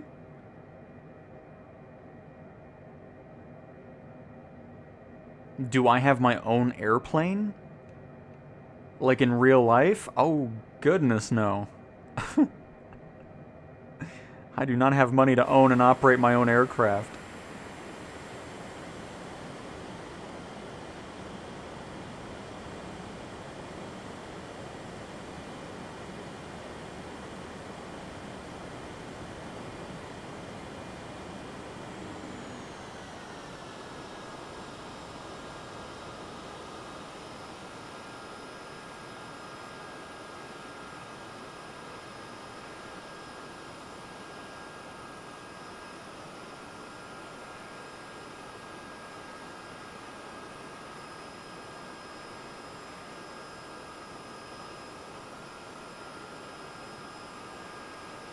Yeah, I know audio was a big complaint for it as well. And yep, no smoke.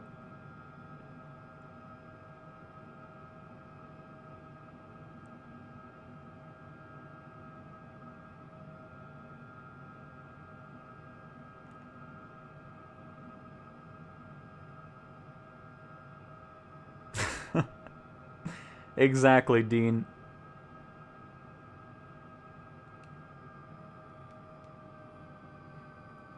Oh, you're talking that. That is just your tail number. I can show where you change that and it'll just be on every plane. But yeah, that's what you meant. Okay. I wasn't sure at first.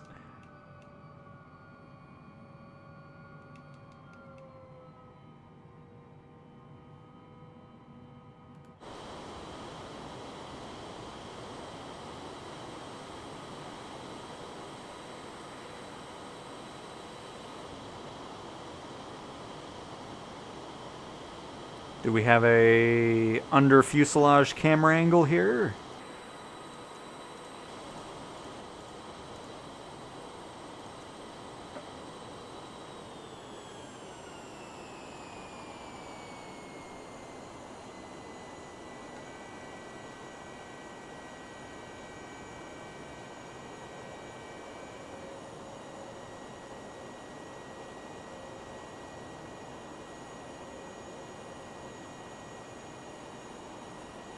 I know we put the gears down a little early here, but that's okay.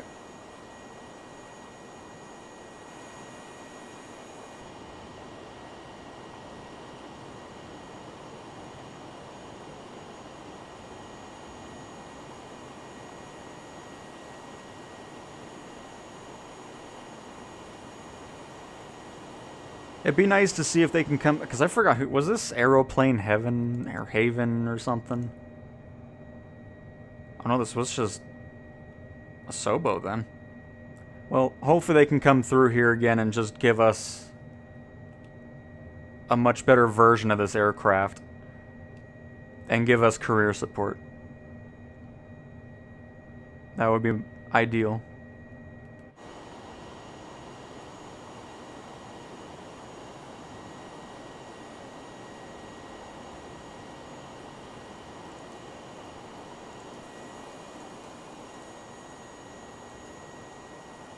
We'll just land from this angle here, huh?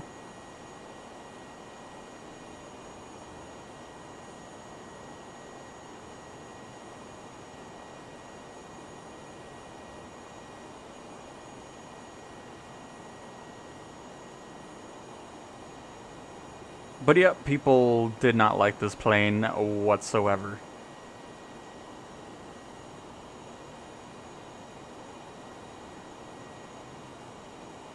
This was probably the most disliked aircraft that came out in 2020.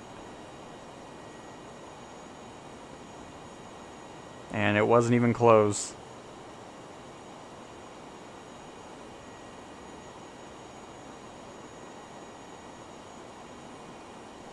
Hello, Heisenberg.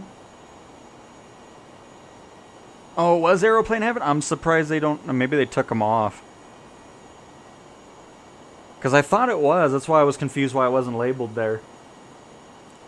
Because, yeah, the stuff from them typically isn't too great. Oh, I was lined up with the runway I want. Okay. Well, we're here now. Let's go for this one.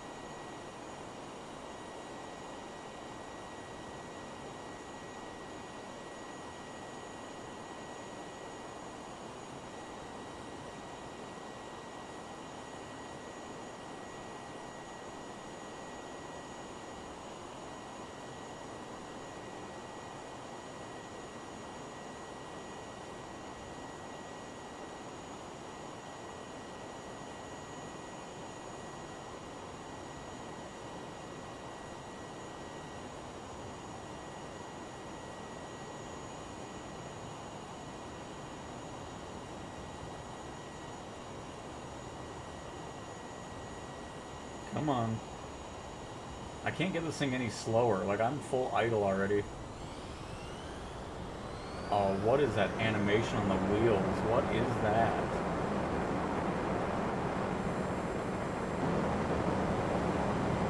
Well, at least the reverse is loud. Everything else is so quiet.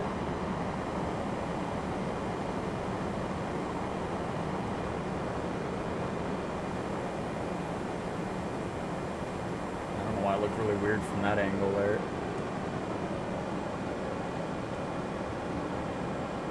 It sounds like I'm in a car wash now, you know, at the end where you go through the heaters.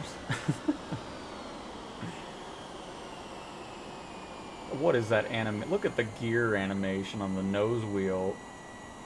Oh, it's terrible. But anyways, there's that. The infamous 707.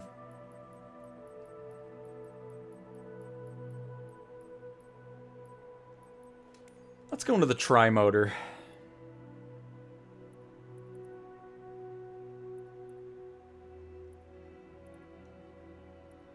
And we'll take off from Telluride.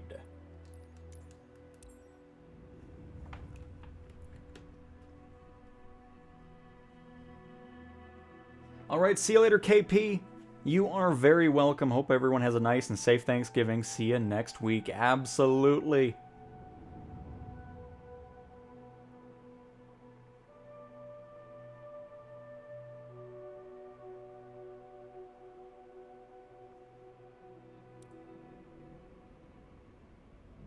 Sim Update 4 did not get released. No.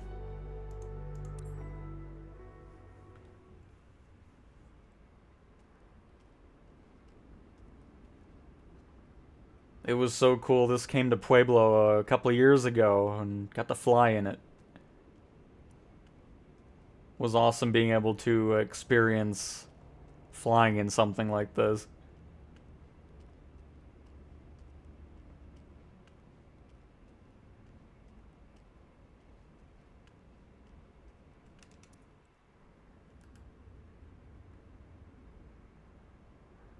It's always funny seeing the steering wheel as the yoke. Oh, man. They did really good with the interior, though. I mean, it didn't have these cushioned seats at that point. It was just like wooden fold-up seats at that with with what they had, and yeah, but nice.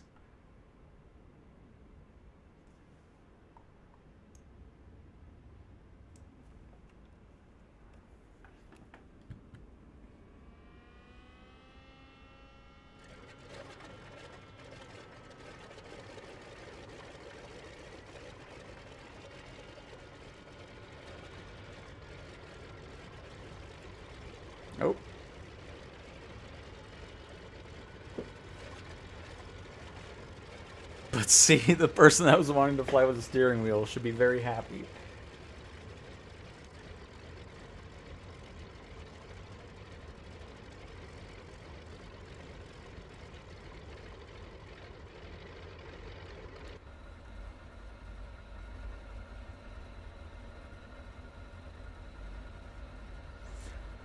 Honestly, I mean, we were only up in the air for about 20 minutes, but it's so loud as you can expect. So, I mean, if you're on a long flight with it, I feel like it would get kind of annoying. But no, it was still really cool.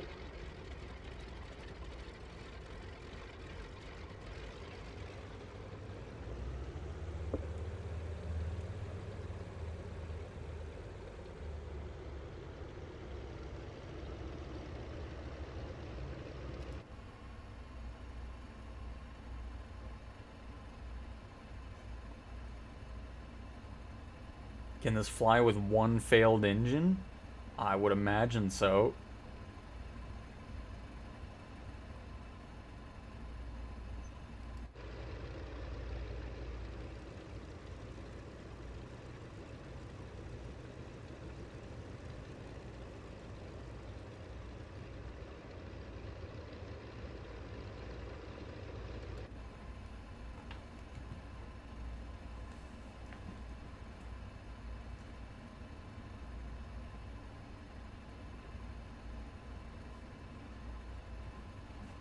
Oh.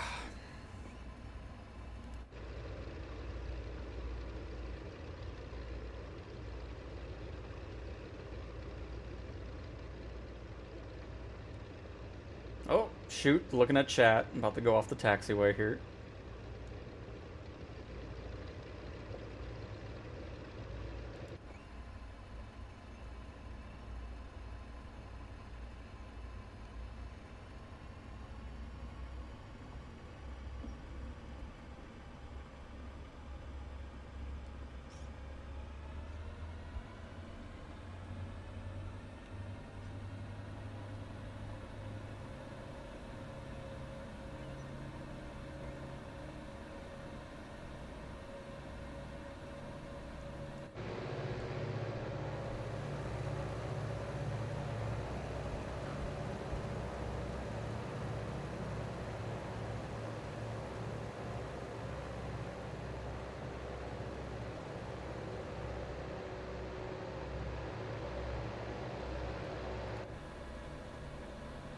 Oh,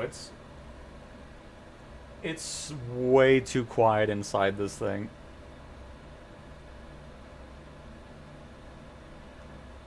It is not quiet like this at all inside that aircraft.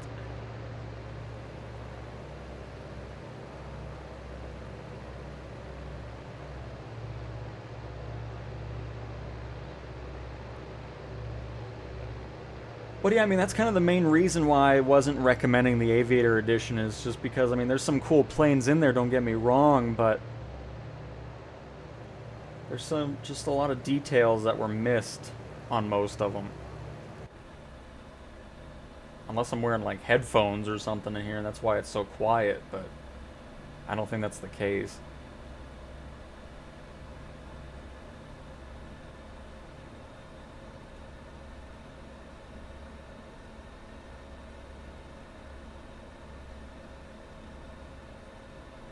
And yes, this is Telluride.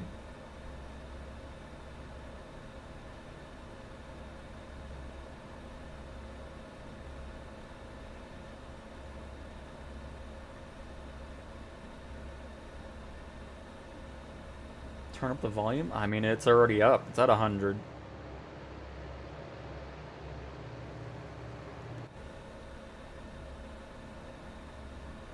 And hello, Mrs. Hello, hello.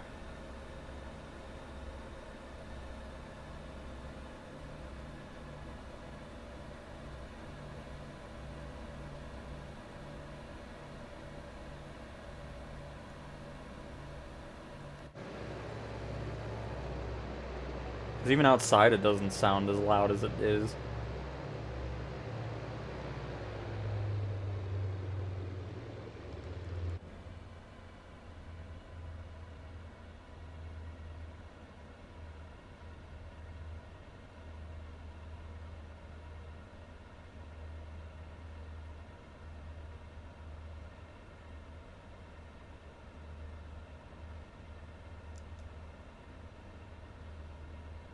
Should I open the window?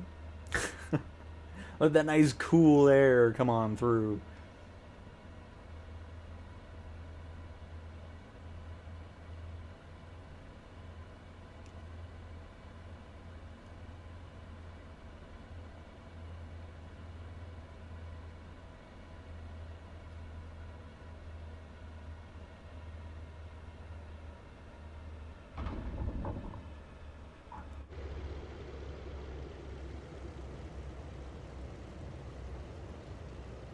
Anybody else?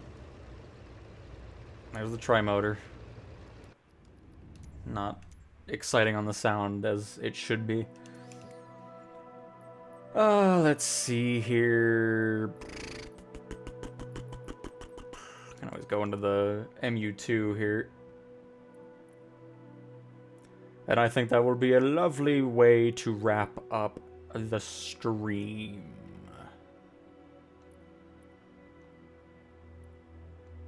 That's what I'm looking for, yeah.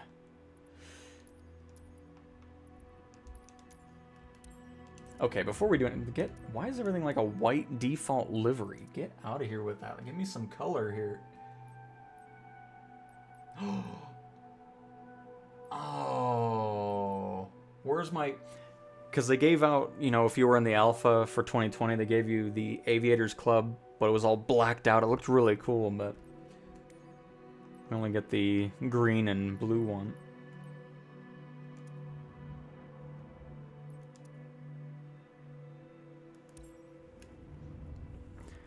And then we will make this our final flight for today. It'll bring us to close to almost 4 hours of more flight sim.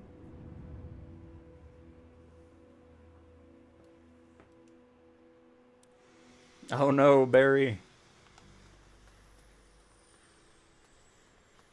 But this is the Mitsubishi MU2.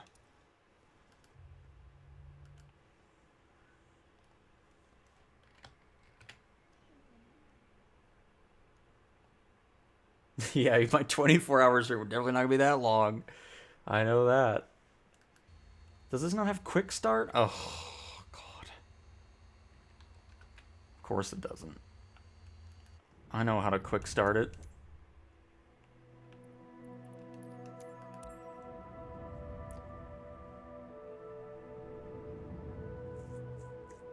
To be honest, I think the only one I'm keeping is that helicopter, because I really like that one. That was great. Tower, Oh, look, we started. Yay! Alpha 1, tree 8, at runway 10, ready for departure. Straight out departure.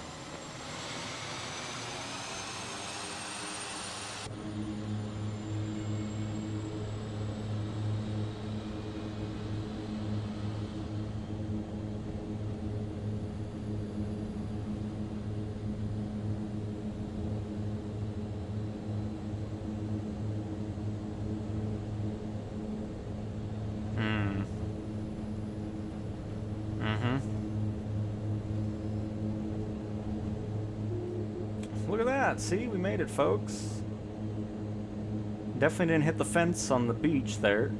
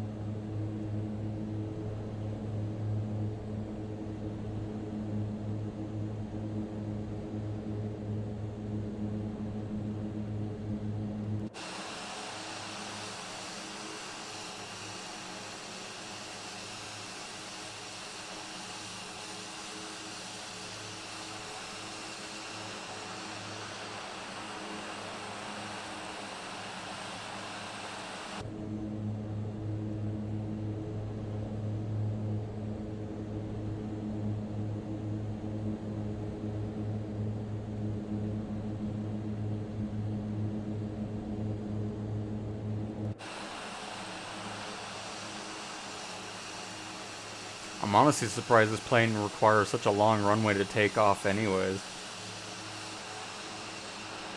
You'd think it would have enough power from these, I'm assuming,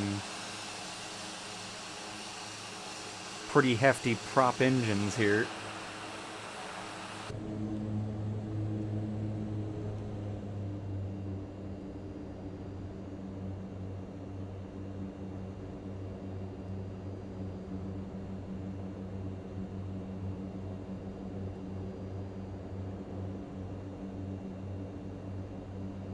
Got a little cargo storage area back there.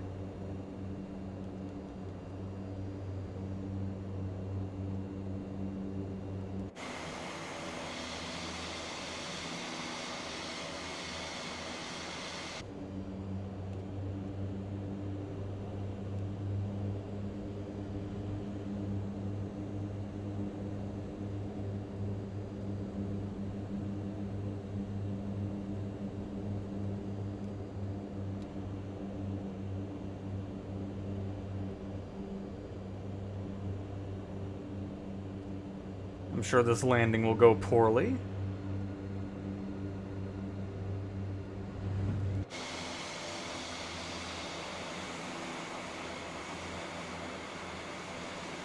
Because I never really liked the flight model on this thing. It's just, every little move you make, it's like twitching all over the place, or if you just go a little further down on the nose, it drops out. I don't know.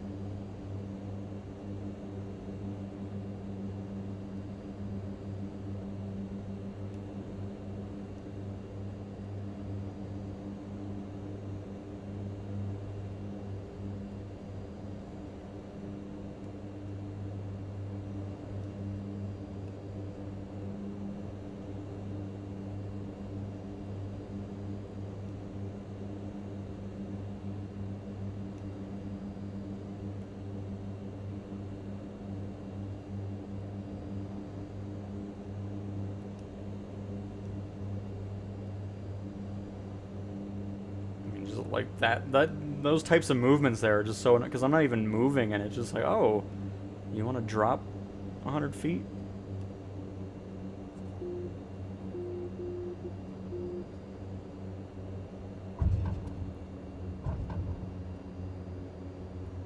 It's just such a twitchy little thing.